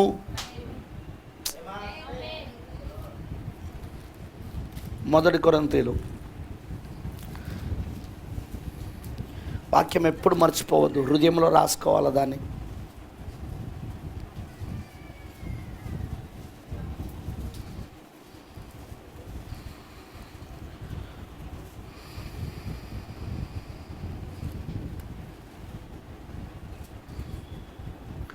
యాభై ఒకటో వచనం, మొదటి కొరింథీయులు 15వ అధ్యాయం, కొరింథీయుల రాసిన మొదటి పత్రిక 15వ అధ్యాయం 51వ వచనం. ఇదిగో మీకు ఒక మర్మము తెలుపుచున్నాను, మనమందరము నిద్రించము కానీ నిమిషంలో ఒక్క రెప్పపాటున కడబూరం రోగగానే మనమందరము మార్పు పొందుదము. బూరం రోగును, అప్పుడు మృతులు అక్షయులుగా లేపబడదురు, మనము మార్పు పొందుదము. క్షయమైన ఈ శరీరము అక్షయతను ధరించుకోవలసి ఉన్నది, మర్త్యమైన ఈ శరీరము అమర్త్యతను ధరించుకోవలసి ఉన్నది. ఈ క్షయమైనది అక్షయతను ధరించుకున్నప్పుడు, ఈ మర్త్యమైనది అమర్త్యతను ధరించుకున్నప్పుడు విజయమందు మరణము మృంగివేయబడినని రాయబడిన వాక్యము నెరవేరును. ఇది ఎత్తబట్ట గురించి మాట్లాడుతున్నాడు, ప్రభు 2వ రాకడ గురించి. ఇప్పుడు ప్రభు 2వ రాకడలో మొదటిది ఆర్భాటము, రెండోది ప్రధాన దూత శబ్దము, మృతుల పునరుద్ధానం. మొదటిదో ఆర్భాటము, అది 7వ దూత వర్తమానం, 7 ముద్రల వర్తమానం. ఆ 7 ముద్రల వర్తమానమే క్రీస్తుని వధువుని ఐక్యపరుస్తూ ఉన్నది అదృశ్యంలో. అమనంటారా? ఇది అదృశ్య కలయిక, అది క్రీస్తు ఆయన వధువుది. అమనంటారా? తర్వాత ప్రధాన దూత శబ్దం యొక్క వర్తమానం ఏంటిది అంటే, వింటున్నారా? మృతుల యొక్క పునరుద్ధానము. ఇక మూడవది కడబ్రూర ఏంటిదంటే, ఈ శరీరము మార్పు చెంది క్షయమైన ఈ శరీరము అక్షయతను ధరించుకొని, మర్త్యమైన ఈ శరీరము అమర్త్యతను ధరించుకొని, ఈ భూమిపై నుండి 3 పరిమాణంలో నుండి మనము పైకి అనగా 7వ పరిమాణంలోనికి వెళ్ళిపోవడమే ఎత్తబడుట. అదృశ్యం అవ్వడమే ఎత్తబడుట. ఈ 3 పరిమాణముల నుండి వెలుగు, పదార్థము, కాలమనే ఈ మొదటి 3 పరిమాణములలో నుండి 7వ పరిమాణమైన పరలోకమునకు వెళ్ళిపోవడమే, ఆ పరిమాణములను దాటుకొని వెళ్ళిపోవడమే ఎత్తబడుటై ఉన్నది. అది ఎప్పుడు జరుగుతుందని రాస్తా ఉన్నాడంటే కడబూరం రోగగానే మనం మార్పు చెందుతాం. హల్లెలూయా. సో ఇప్పుడు బూర అంటే ఏంటిది? ఎత్తబడుట. ఆ ఎత్తబడుట ఏంటిది? అదే విందు. వివాహం తర్వాత ఏం జరుగుతుందండి? విందే కదా. సో అదే ఇప్పుడు ప్రకటన 19 ప్రకారముగా ఇప్పుడు గొర్రెపిల్ల వివాహ రాత్రి విందు, అదే ఎత్తబడుట. అర్థమైంది అందరికీ? గొర్రెపిల్ల వివాహ రాత్రి విందుయే ఎత్తబడుట. అర్థమైంది అందరికీ? సో మొదటిదో విలియం బ్రెన్హామ్ గారు చేశారు. ఎవరు? విలియం బ్రెన్హామ్ గారు. ప్రకటన 10వ అధ్యాయం 7వ వచనంలో ఉన్న 7వ దూత దేని చేశాడు? మొదటిది ఆర్భాట వర్తమానం, అది ఆయన పరిచర్య. ఆమేన్. ఇక రెండవది నుండి ఆయన లేడు, వెళ్ళిపోయాడు. వెళ్ళిపోయాడా లేదా? వినబడతలేదు. వెళ్ళిపోయాడా లేదా? 1920లో వెళ్ళిపోయాడు. ఇంకా మృతుల పునరుద్ధానం జరగలే, ఇంకా ఎత్తబడుట జరగలే. అంటే ప్రధాన దూత శబ్దము కానీ దేవుని బుర్ర కానీ ఇంకా జరగలే. హల్లెలూయా. ఇది దానికోసమే కనిపెడతా ఉన్నాం మనమంతా. కానీ ఇప్పుడు ఏం జరుగుతూ ఉన్నది? ఇప్పుడు మృతుల పునరుద్ధానం, అదే ప్రధాన దూత శబ్దం యొక్క పరిచర్య. వాక్యమును తింటున్న ఈ వధువు, హల్లెలూయా, వాక్య రూపములోనికి మలచబడుతున్న ఈ వధువు, ఆ 3వ ఈడుపు పరిచర్య, ఆ పలకబడిన మాట ఒక పరిచర్య. ఆమేన్. మృతుల పునరుద్ధానం యొక్క పరిచర్యను ఇప్పుడు దేవుడు ఈ వధువుకే ఇచ్చాడు. ఇప్పుడు ఆయన, మీకు అర్థమైందా? నువ్వు వాక్యాన్ని తింటూ ఉంటే నువ్వు వాక్యంగా మారడానికి కారణం ఏంటో తెలుసా?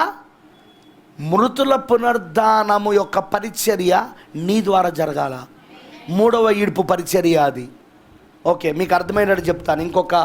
ఇంకొక 15-20 నిమిషాలు ఉంది మనకు. మీకు అర్థమైనట్టు చెప్తాను. యేసుక్రీస్తున్నాడు.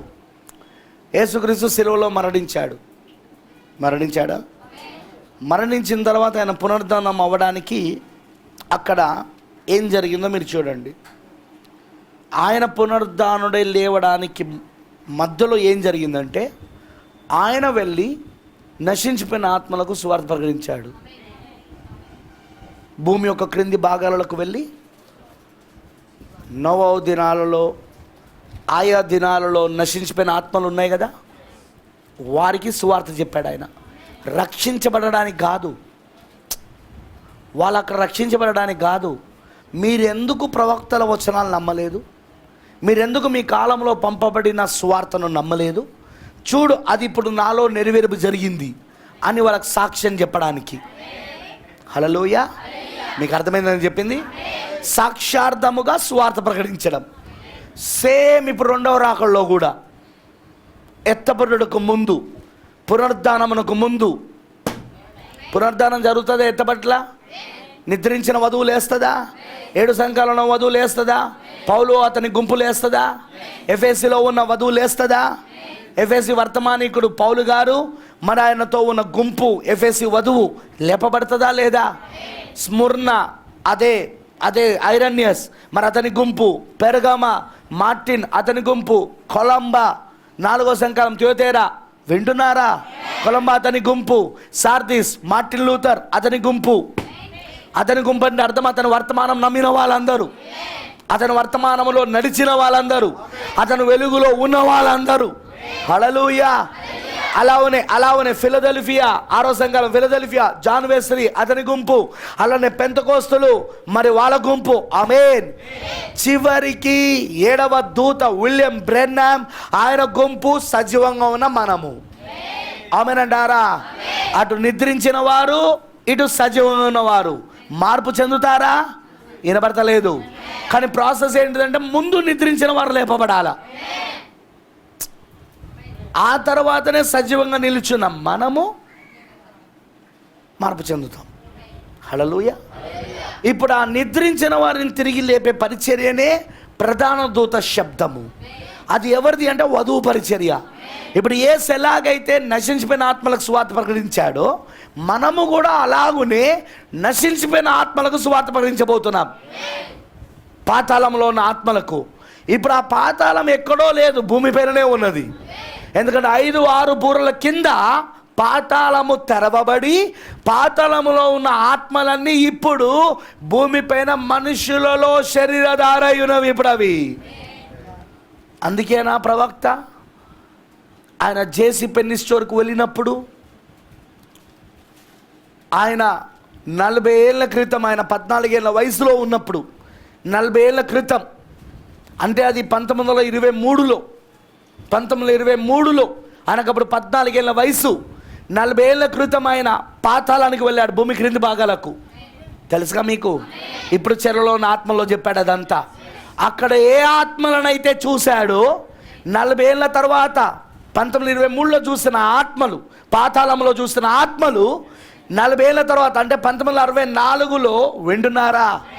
అర్థమవుతుందా? 40 ఏళ్ళ తర్వాత ఆయన సరిగ్గా అవే ఆత్మలను జేసీ పెన్ని స్టోర్లో చూశాడు. చూసి ఏమన్నాడు? నేనేమైనా నరకంలో ఉన్నానా అన్నాడు ఆయన. చదవండి, మెసేజ్లా ఉన్నది. ఇప్పుడు నేనేమైనా నరకంలో ఉన్నానా అని అడిగాడు ఆయన. అంటే నరకం ఇప్పుడు ఎక్కడికి వచ్చింది? భూమి మీదకి వచ్చింది. ఇప్పుడు పాతాళం ఇప్పుడు ఎక్కడికి వచ్చింది? ఇప్పుడు భూమి మీదకి వచ్చింది. ఎందుకు? 5-6 బూరల కింద పాతాళపు రాజు రాలిన నక్షత్రముగా కింద పడ్డాడు. 5వ బూర ఊదబడినప్పుడు రాలిన నక్షత్రముగా ఆ పాతాళం యొక్క రాజు పడ్డాడు. ఓ తేజో నక్షత్రమా, ఓ వేకువ చుక్క, ఓ లూసిఫర్, నువ్వెట్లు ఆకాశము నుండి కింద పడితివి. గుర్తుకులేదు యెషయా ప్రవచనం? ఆమేన్. అదే 5వ బూర కింద జరుగుతూ ఉన్నది. ఇప్పుడు వాడు కింద పడినప్పుడు వాడికి పాతాళం యొక్క తాళపు చేతులు, అగాధం యొక్క తాళపు చేతులు వానికి ఇవ్వబడ్డాయి. అడుగులేని అగాధం యొక్క అదే పాతాళం. ఇప్పుడు వాడు ఆ పాతాళమునకు రాజుగా ఉన్నాడు, దూతగా ఉన్నాడు. 6వ బూరలో చెప్తుంది ఆ మాట. వాడు ఆ పాతాళం యొక్క రాజుగా ఉన్నాడు, దూతగా ఉన్నాడు. హల్లెలూయా. వాడు ఇప్పుడు ఆ తాళపు చేతు ఆ పాతాళం తెరిచినప్పుడు అమనంటారా? ఎందుకంటే వాని దగ్గర ఇప్పుడు తాళపు చేతులు ఇప్పటిదాకా లేవు. కారణం మొదటి రాకడలో యేసు భూమి యొక్క క్రింది భాగాలకు వెళ్ళినప్పుడు వాని దగ్గర ఉన్న పాతాళం యొక్క తాళపు చేతులను, మరణం యొక్క తాళపు చేతులను లాగేసుకున్నాడు. అందుకే ప్రకటన 1:18 ఏముండదంటే, ఇదిగో నేను మొదటి వాడను కడపటి వాడను, మృతుడనైతిని కానీ యుగ యుగములు సజీవుడుగా ఉన్నవాడను, పాతాళ లోకం యొక్కయు మరణం యొక్కయు తాళపు చేతులు నా వశములో, నా స్వాధీనంలో ఉన్నాయని అన్నాడా లేదా ఆయన? కానీ ఇప్పుడు కొద్ది సమయం వరకు 5వ బూర కింద ఎవరికి ఇవ్వబడతా ఉన్నాయి? ఆ పాతాళం యొక్క రాజుగా ఉన్న ఆ పడిపోయిన ఆ నక్షత్రం, రాలిపడిన ఆ నక్షత్రానికి, ఆ తేజ నక్షత్రానికి, ఆ వేకువ చుక్కకు, ఆ లూసిఫర్కి ఇవ్వబడతా ఉన్నది. హల్లెలూయా. అర్థమైన వాళ్ళందరూ గడియారాలు చెప్పండి. ఇప్పుడు లూసిఫర్ ఏం చేస్తా ఉన్నాడు? ఆ పాతాలను తెరుస్తూ ఉన్నాడు. సో పాతాళంలో నుండి, అడుగులేని అగాధంలో నుండి ఇప్పుడు ఆ దురాత్మలన్నీ కూడా బయటకు వచ్చి ఎవరిలో దూరుతా ఉన్నాయి? ఇప్పుడు అవి మనుషులలో దూరుతా ఉన్నాయి.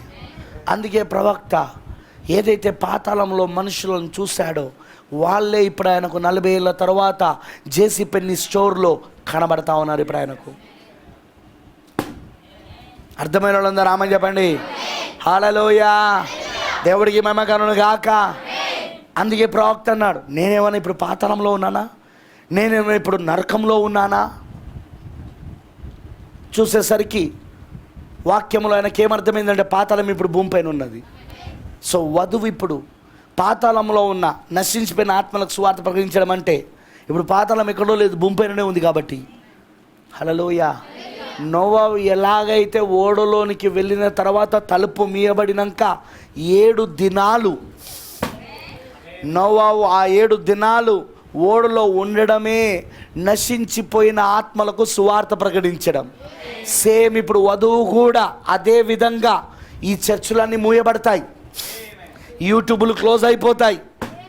ఓయ్, వెబ్సైట్లు క్లోజ్ అయిపోతాయి, చర్చిలన్నీ మూయబడతాయి. అన్ని సంఘాలు కాదు, వధువు సంఘమే. ఎందుకు? ప్రపంచ సంఘముల సమాఖ్యలో చేరడానికి వధువు ఒప్పుకోదు. అక్కడ ప్రభుత్వము మతము ఒకటైపోతున్నాయి.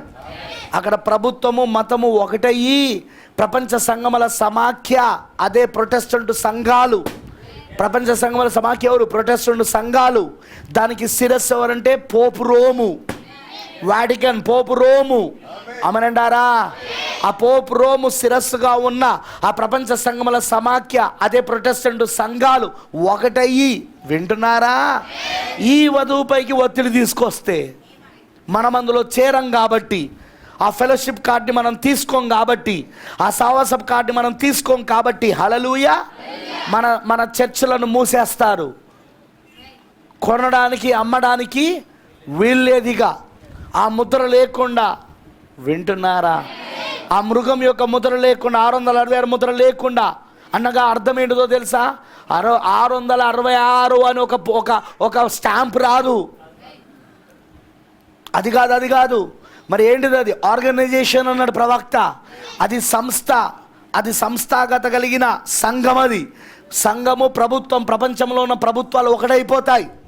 రోమన్ క్యాథలిక్, ప్రొటెస్టెంట్ సంఘాలు, మరి ప్రపంచంలో ఉన్న దేశాలు అన్నీ ఒకటైపోతాయి. మతము, రాజకీయము ఒకటయ్యి, హల్లెలూయా, ఈ వధువుపైకి ఒత్తిడి తీసుకొస్తాయి. అందులో మనం చేరం. మనం అమ్మడానికి కొనడానికి వీల్లేదని పెడతారు, పర్వాలేదు. అప్పుడు మూడవ ఈడుపు పరిచర్య ద్వారా, మూడో ఈడుపు పరిచర్య ఏంటిది?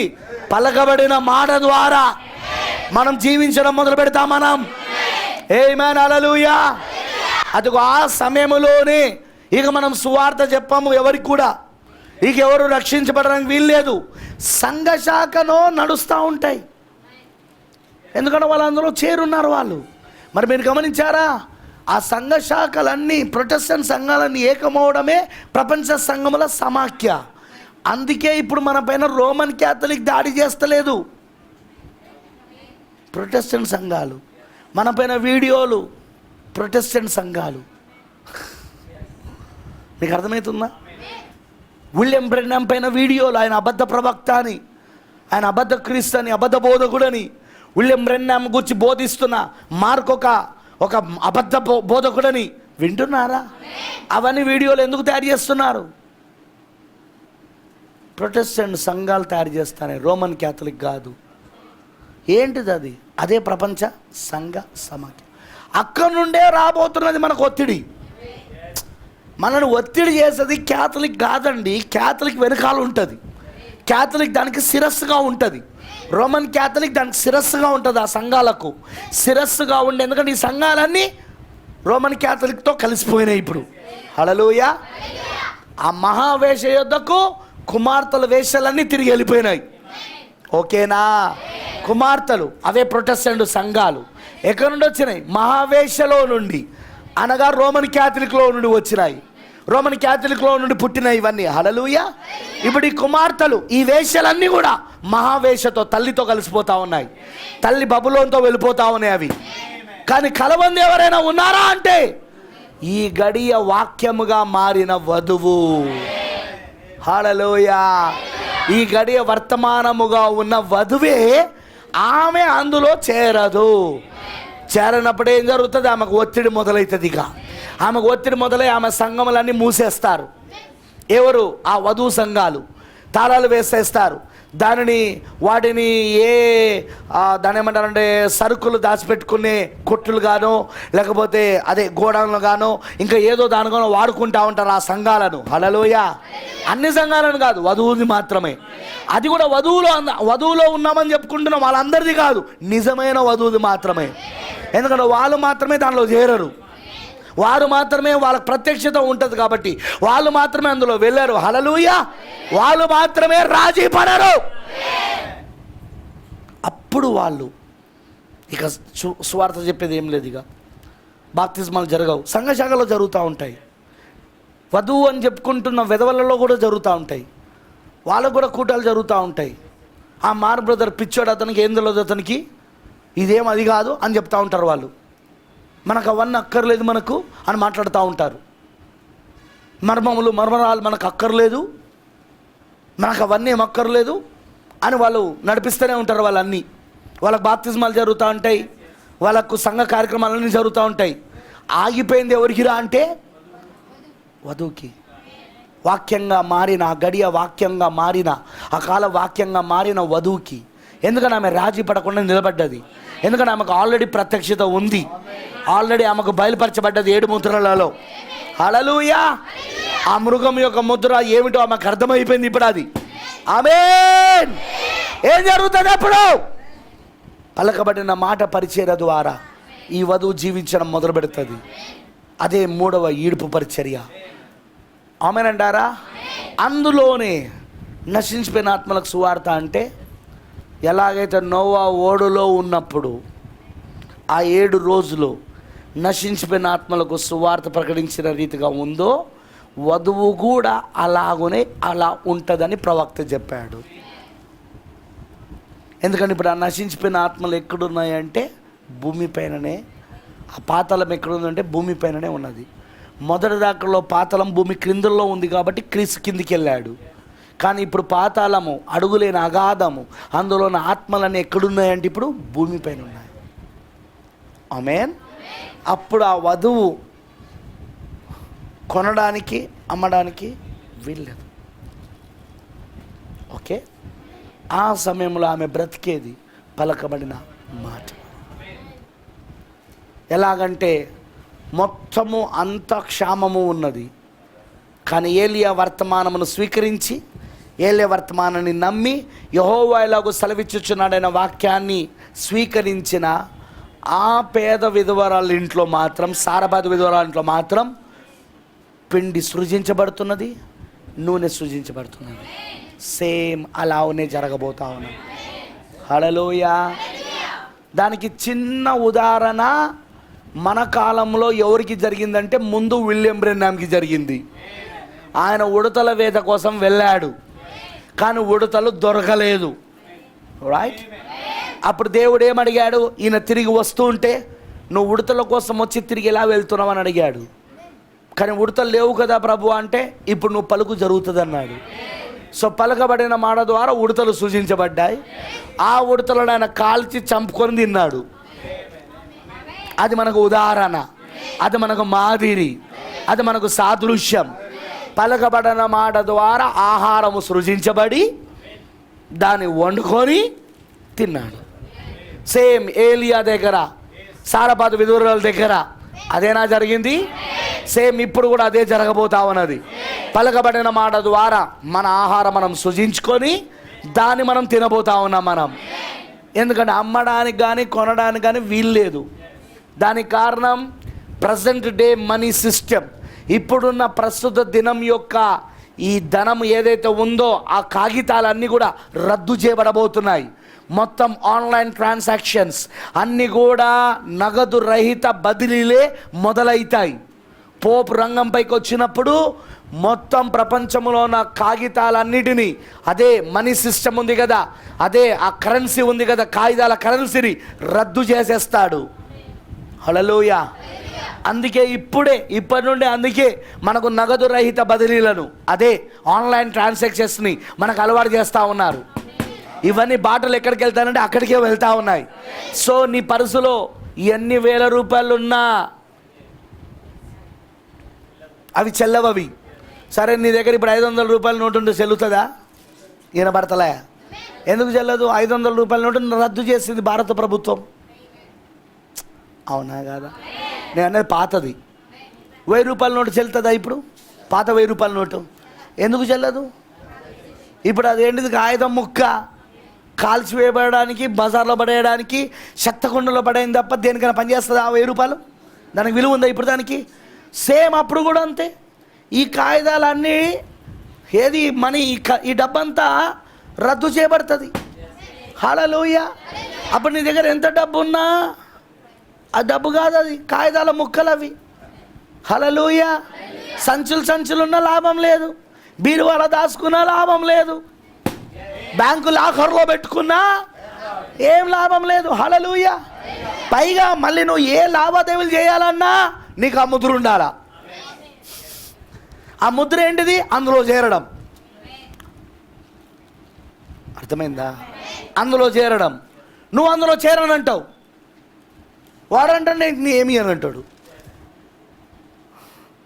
నువ్వు అమ్మడానికి కొనడానికి వీల్లేదు. ఇక అసలు మనకు మేనే ముఖ్యం, అమ్మడం కొనడం. అవునా కాదా? ముఖ్యంగా మనకేంటి? అమ్మడం కొనడం. ఏ వస్తువు కావాలన్నా కొనడమేగా. వినబడతలే? ఇంట్లో తయారు చేసుకున్నది ఏమైనా ఉందా? ప్రతిదీ కొనడమేగా. హల్లెలూయా. మరి ప్రతి దానిని వాడు ఏం చేస్తాడంటే పూర్తిగా రద్దు చేసేస్తాడు. నీ బ్యాంక్ అకౌంట్లన్నీ రద్దు చేసేస్తాడు. నీకున్న అన్నీగా ఏమేమి సోర్సెస్ ఉన్నాయో కొనడానికి అమ్మడానికి వీలుగా ఉన్నా అవన్నిటినీ రద్దు చేసేస్తాడు. అన్నిటినీ ఏం చేస్తాడంటే బ్లాక్ చేసేస్తాడు. మీకు అర్థమయ్యేటట్టు చెప్పాలంటే బ్లాక్ అయిపోతాయి. అప్పుడు ఏమవుతుందంటే అమెజాన్లో ఇది కొందాం అనుకున్నాం అనుకో, ఫ్లిప్కార్ట్లో ఇది కొందాం అనుకున్నాం అనుకో, జియోలో దాని ఏమంటారు, రిలయన్స్ జియోలో స్మార్ట్లో ఏదైనా వస్తువు కొనాలనుకున్నాడు, ఏదైనా ఆహార పదార్థం కొనాలనుకున్నావు అనుకో, నీ కార్డు చెల్లదు, రద్దు చేయబడింది, బ్లాక్ అయిందని వస్తూ ఉంటుంది. బజార్కి వెళ్ళి కొందామంటే బ్లాక్ అయిపోయింది. అప్పుడు ఎలా జీవిస్తావంటే పలకబడిన మాట. అదిగో ఆ సమయంలోనే నశించిపోయిన ఆత్మలకు సువార్త. అదిగో ఆ సమయంలోనే ఆ పలకబడిన మాట ద్వారా పునరుద్ధానం. నిద్రించిన వధువు, 7 సంఘకాలంలో వధువు పునరుద్ధానం పొందుకుంటుంది. ఇప్పుడు ఆ పరిచర్య ఎవరిదంటే వధువుది. ఏడవధూతది కాదు, వధువుది. అందుకే ఇప్పుడు వధువు ఏం చేస్తూ ఉన్నదంటే గ్రంథాన్ని తింటా ఉన్నది. దానికోసమే సిద్ధపరుస్తూ ఉన్నది ఇప్పుడు ఈ వధువుని. ఈమె గ్రంథంగా మారిపోతా ఉన్నది, ఈమె వాక్యంగా మారిపోతా ఉన్నది. ఎందుకంటే చాలామంది ఉంటారు, బ్రదర్ ఈ రాత్రి ఎత్తబట్ట వస్తే ఎంత బాగుండు. ఈ రాత్రి రాదు సార్, ఈ రాత్రి రావాలంటే ఇదంతా జరగాల. ఇది ఒక్క రాత్రి వచ్చే ఎత్తబట్ట కాదు ఇది. హల్లెలూయా, ఆమేనంటారా? ఇంకా ఆర్భాట వర్తమానం తర్వాత ప్రధాన దూత శబ్దము జరగాల. తర్వాత దేవుని బూరనే వధువుగా ఉన్న 7 సంఘకాలలో నిద్రించిన పరిశుద్ధులు మరియు సజీవంగా నిలిచిన ఈ పరిశుద్ధులు, ఈ వధువు, వాళ్ళు మనము కలిసి మధ్యాకాశంలో ప్రభుని ఎదుర్కోవడమే దేవుని బూరై ఉన్నది. అదే పెళ్లి విందై ఉన్నది. అర్థమైన వాళ్ళందరూ రామని చెప్పండి. సో ఇప్పుడు ఇలా అనుకోకండి, ఈ రాత్రి ర్యాప్చర్ వస్తుందేమో. రాదు. ఈ రాత్రి ర్యాప్చర్ ఎత్తబట్ట రాదు. ఎందుకు రాదు అంటే ఇంకా ప్రధాన దూత శబ్దము జరగలేదు. వధువులో జరగాల. అది వధువు పరిచర్య. అది దానికోసమే మనం రోజు ఏం చేస్తామంటే వాక్యాన్ని, ముద్రల గ్రంథమును తింటా ఉన్నాం, వాక్యంగా మారిపోతూ ఉన్నాం, గ్రంథముగా మారిపోతూ ఉన్నాం. ఇప్పుడు ఆ ప్రధాన దూత యొక్క శబ్దం యొక్క వర్తమానంలోనికి మనం వెళ్తా ఉన్నాం. ఇక ఆ ప్రపంచ సంఘాలు అందుకే ఒకటవుతూ ఉన్నాయి. అందుకే మహామారిలు, అందుకే దేశాలను ఒకటవడం, అందుకే మొత్తం వ్యాపారాలను ఒకటవ్వడం, అందుకే పోపు రంగంపైకి దిగి రావడం, అందుకే అక్కడ అమెరికా దేశంలో 2వసారి క్యాథలిక్ ప్రెసిడెంట్ అవ్వడం. మొదటిసారి ఏలియా ఉన్నప్పుడు అయ్యాడు, ఇప్పుడు 2వసారి ఎలీషా ఉన్నప్పుడు అవుతా ఉన్నాడు. వింటున్నారా? మొదటిసారి ఏలియా ఉన్నప్పుడు అయ్యాడు, ఇప్పుడు 2వసారి ఎలీషా ఉన్నప్పుడు అవుతా ఉన్నాడు. ఆమేన్, హల్లెలూయా. ఇవన్నీ ప్రవచనాలు జరుగుతూ ఉన్నాయి. ఎత్తబడు అంటే రాత్రి జరిగేది కాదు, రేపు పొద్దుననే జరిగేది కాదు. అది ఈ ప్రాసెస్ జరగాలి ఇదంతా. కానీ ఈ ప్రాసెస్లో నువ్వు గనక ఎక్కడైనా రాజీ పడ్డావనుకో, నీకు నరకములో టికెట్ కన్ఫామ్. వధువు ఒత్తిడిని ఎదుర్కోవాలి. ప్రవక్త అన్నాడు, ఆ ప్రపంచ సంఘముల సమాఖ్య ద్వారా ఆ ఒత్తిడి వచ్చినప్పుడు వాచ్ థర్డ్ పుల్, 3వ ఈడుపును గమనించండి. అది ఆమెలో జరగడం మొదలవుతుంది. అదే పలకబడిన మాట పరిచర్య. వాక్యాన్ని ఎందుకు తింటానా మనం? పలకడానికి. వాక్యాన్ని ఎందుకు తింటా ఉన్నాం మనం? పలకడానికి. వాక్యంగా ఎందుకు మారుతా ఉన్నాం మనం? పలకడానికి. అందుకే తినేది. ఇప్పుడు ఎవడు వాక్యం తినడో వాడు రేపు పలకలేడు. ఎవరిలోనైతే క్రీస్తు గర్భం దాల్చుకొని ఉండడో, శరం దాల్చుకొని ఉండడో, వాళ్ళు పలకలేరు. ఆమెనంటారా? ఇప్పుడు మరియలో అనగా ఈ వధువులో, నేను రెడీగా పెట్టుకున్నా ఇక్కడ కానీ చదివే టైం లేదు. వధువులో మరియలో వాక్యం ఏమైందంటే రక్త మాంసములైంది ఇప్పుడు. ఆమెనంటారా? అందుకే ఆమె పలికినప్పుడు అదిగో యోహానికి, ఎలిజబెత్ గర్భంలో యోహానికి పునరుద్ధానం వచ్చింది, మృతుల్లో నుండి లేచాడు. చెప్పండి నాకు నిజమేనా? సేమ్ ఇప్పుడు ఈ మరియా, ఈ వధువు కూడా, ఇప్పుడు ఈమెలో కూడా వాక్యం ఏమవుతా ఉన్నది? ఇప్పుడు ఈమెలో కూడా రక్త మాంసములు అవుతా ఉన్నది. ఇప్పుడు ఈమె పలికితే పునరుద్ధానం జరగబోతా ఉన్నది. గ్లోరీ. కానీ ఉట్టిగానే ఉండి పలికిందనుకో ఏం జరగదు. వాక్యం ఖచ్చితంగా గర్భం ధరించి ఉండాలి. అక్కడనో ఫస్ట్ దూత వచ్చి చెప్పినప్పుడు ఆ దూత వర్తమానాన్ని హృదయం అనే గర్భంలో అంగీకరించింది. అందుకే వాక్యం వెళ్ళి హృదయం అనే గర్భంలో పడి అక్కడ నుండి ఆమె యొక్క అసలైన గర్భంలోనికి వెళ్ళి అక్కడ అది రక్త మాంసములైంది. ఆమెనంటారా? ఇక్కడనో ఈ మరియనో యోసేపుకు ప్రదానం చేయబడ్డ ఈ మరియనో, యోసేపు ఎవరు? యేసుక్రీస్తు. పౌలు ప్రదానం చేశాడు.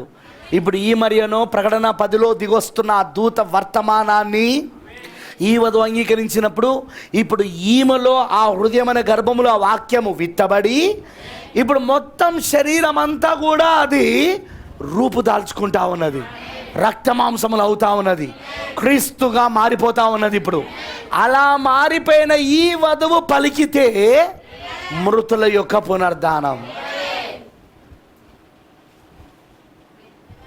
అర్థమైంది అందరికీ? హల్లెలూయా. అందుకే ఇప్పుడు వాక్యం ఏమవుతా ఉన్నదంటే మన లోపట శరీరధార అవుతుంది. దానికోసమే నువ్వు వర్తమానాలు వినాలా, దానికోసమే నువ్వు బైబిల్ చదవాలా, దానికోసమే నువ్వు ప్రార్థన చెయ్యాలా.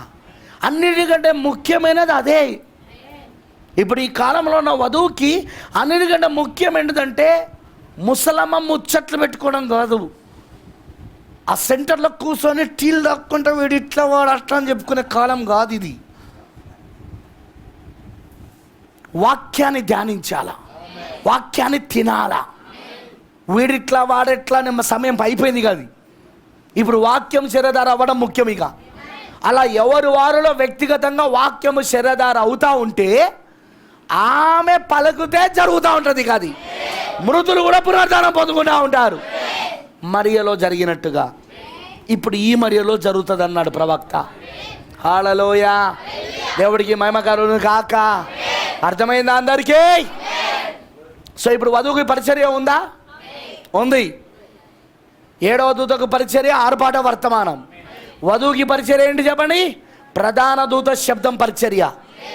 దేవుని బూర ఏంటిదిగా? వాళ్ళు మనము నిద్రించిన వధువు సజీవమైన వధువు కలిసి ఎత్తబడుట, ప్రభుని ఎదుర్కోవడానికి మందాగశానికి వెళ్ళుట, అదే పెళ్లి విందులోకి వెళ్ళుట. హల్లెలూయా. అదే దేవుని బూరై ఉన్నది. అందుకే ఇప్పుడు ఈ వధువు ఇప్పుడు ఎక్కడుందంటే ప్రధాన దూత శబ్దం యొక్క పరిచర్యలో ఉన్నది ఇప్పుడు ఆమె.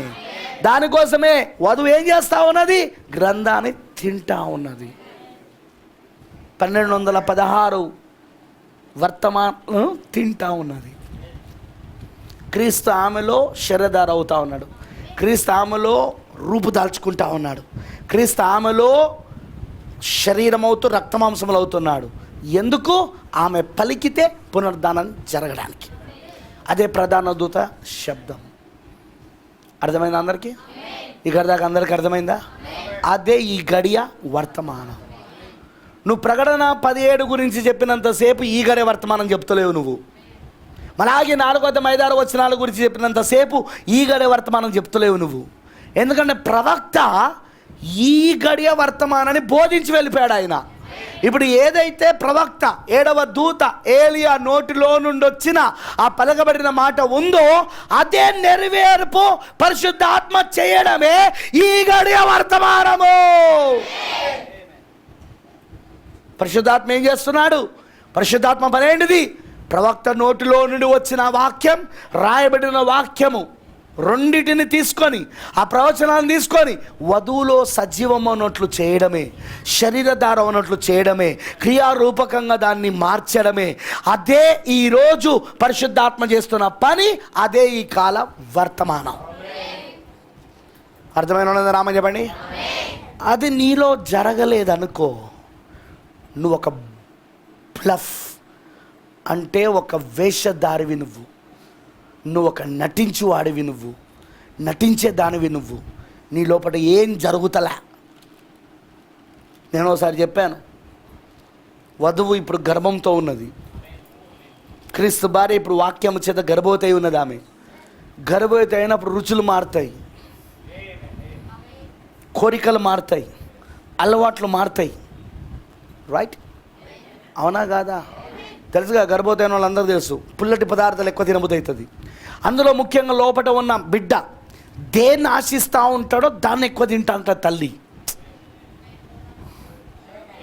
కాదా? నేను చెప్పానుగా, నా భార్య గురించి చెప్పిన. నేను నా పెద్ద కుమారుడు విలియం గర్భంలో ఉన్నప్పుడు ఆమెకు అసలు స్వీట్స్ అంటే ఇష్టం ఉండదు. ఇప్పటికీ తినదు ఆమె సరిగా, స్వీట్స్ని తినదు, ఆమెకి ఇష్టం ఉండదు. ఆమెకి ఎక్కువ కారం ఇష్టం. కానీ వాడు గర్భంలో పడినగా నుండి స్వీట్స్ తినడం మొదలుపెట్టి నాకంటే ఎక్కువ తింటాను ఆమె. దానికి కారణం ఏంటిదంటే, విలియం గర్భంలో ఉన్నప్పుడు బాగా స్వీట్స్ ఇష్టపడుతున్నాడు కాబట్టి ఈమె తినడం మొదలుపెట్టింది. నిజంగానే వాడు పుట్టాక, వాడు పెరిగాక ఇప్పుడు చూస్తే వాడు స్వీట్స్ చాలా భయంకరంగా తింటాడు వాడు. కదా? తెలుసు అందరికీ, యూత్కి తెలుసు ఆ విషయం. కానీ ఇప్పుడు మళ్ళీ నా భార్యకు మళ్ళీ స్వీట్స్ పడదు, మళ్ళీ స్వీట్స్ తినదు.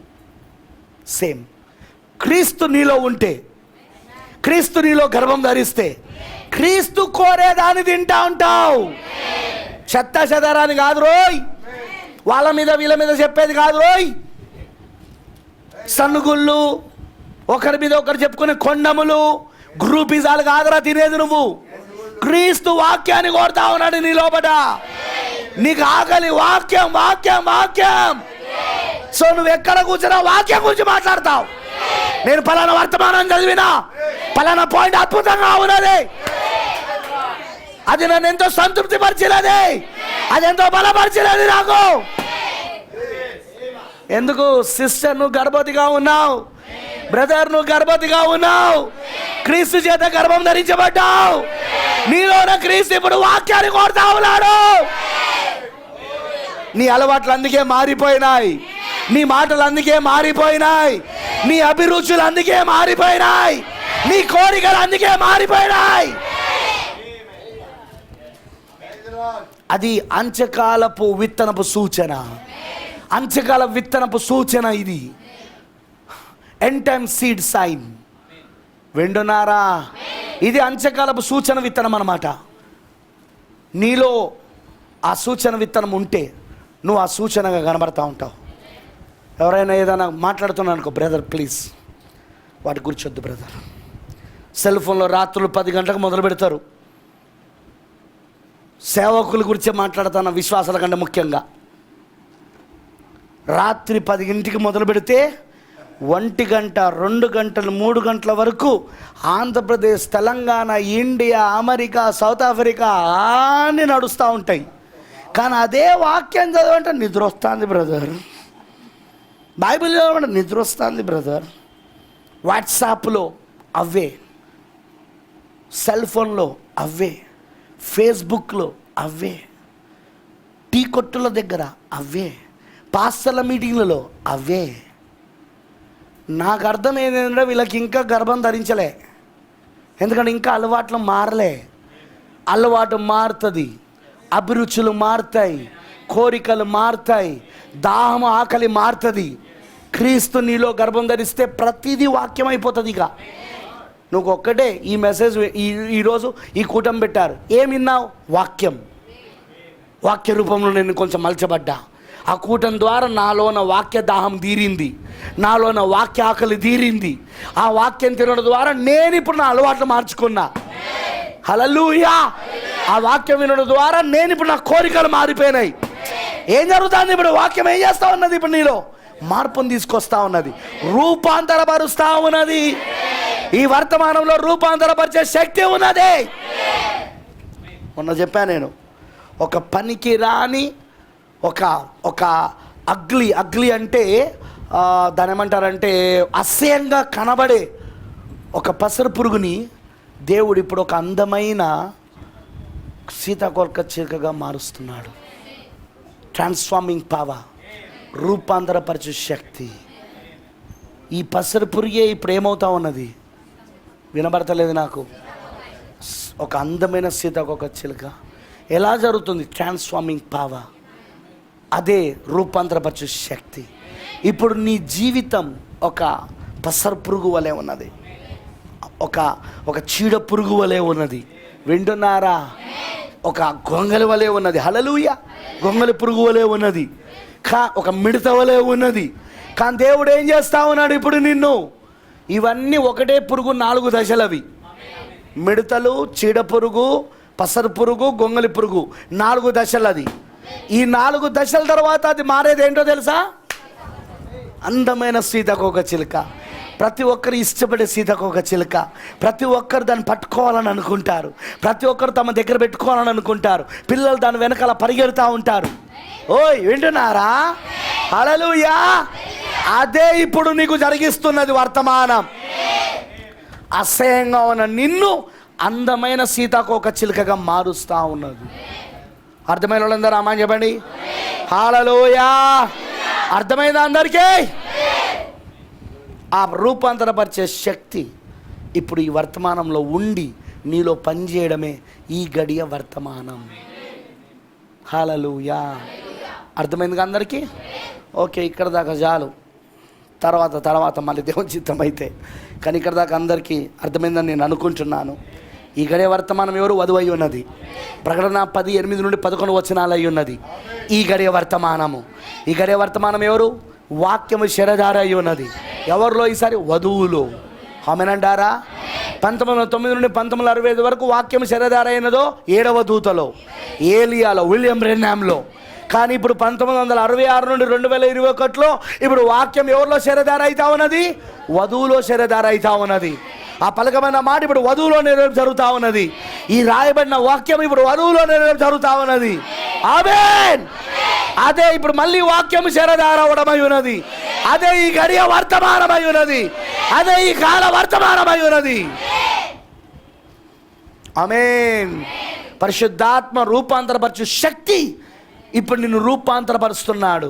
అసహ్యంగా ఉన్న నీ జీవితాన్ని అందమైన దానిగా మారుస్తా ఉన్నాడు. హల్లెలూయా. వేశ్యగా ఉన్నవారు మర్యాద కలిగిన స్త్రీలుగా మార్చినట్టు. అవునా లేదా? 6 భర్తలతో సహజీవనం చేసిన ఆమె జీవితం రెడ్ లైట్ ఏరియా జీవితం, కానీ ఒక మర్యాద కలిగిన స్త్రీగా దేవుడు ఆమెను మార్చేశాడు. మార్చాడా లేదా?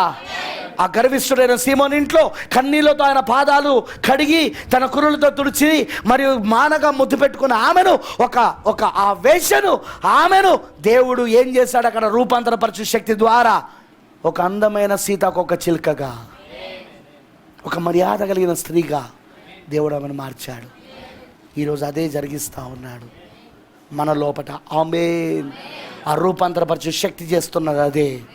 మన గుణలక్షణాలు మారిపోతున్నాయి, క్రీస్తు గుణలక్షణాలు వస్తూ ఉన్నాయి. క్రీస్తు గుణలక్షణాలను ప్రచురపడుతున్నాం, క్రీస్తు గుణలక్షణాలను ప్రచురం చేస్తున్నాం, క్రీస్తు గుణలక్షణాలను చూపిస్తూ ఉన్నాం. అదే ఇప్పుడు మనలో జరుగుతున్నది. God bless you. దేవుడు మిమ్మల్ని దీవించును గాక. Let us pray. ప్రార్థించుకుందాం. దూరం పోవాలి కదా, తప్పదు మాకు. ఆయన ప్రసన్నత ఇక్కడ ఉన్నది, ఆయన సన్నిధి ఇక్కడ ఉన్నది. ఓయ్ వింటున్నారా? ఆయన ఆత్మ ఇక్కడ సంచరిస్తూ ఉన్నాడు. ఆయన్నే ఇదంతా మనకు బయలుపరుస్తున్నది. మార్క్ పాస్టర్ వైపు చూడకండి. మార్క్ పాస్టర్ ఒక పాత్ర మాత్రమే. హీఈస్ ఓన్లీ ఏ వెజిల్, పాత్ర మాత్రమే. పరిశుద్ధాత్మ ఉపయోగించుకుంటున్న ఒక పాత్ర మాత్రమే. నువ్వు చూడాల్సింది ఆ పాత్రలో ఉన్న పరిశుద్ధాత్మను, క్రీస్తును చూడాలా. ఆయనను చూస్తే నువ్వు రూపాంతరపరచబడతావు. ఆయనను చూస్తే నీ జీవితం మారుతుంది. ఆయనను చూస్తే వాక్యం నీలో శరీరధార అవుతుంది, వాక్యం నీలో రక్త మాంసములు అవుతుంది. క్రీస్తును నువ్వు గర్వం ధరిస్తావు. ఆమేన్. Let us pray. ప్రార్థించుకుందాం. పరిశుద్ధుడా, సర్వశక్తిమంతుడా, కృపామయుడైన దేవానికి వందనాలు తండ్రి. నీ ప్రణాళిక ఎల్లప్పుడూ అద్భుతమైనదే. ఆ అద్భుతమైన నీ ప్రణాళిక ఇప్పటి వరకు నీ మనస్సులో రహస్యముగా దాగి ఉన్నది. కానీ 7వ దూత ద్వారా రహస్యమునంతా నీవిప్పుడు వధువు మనస్సులో పెట్టి ఉన్నావు దేవా.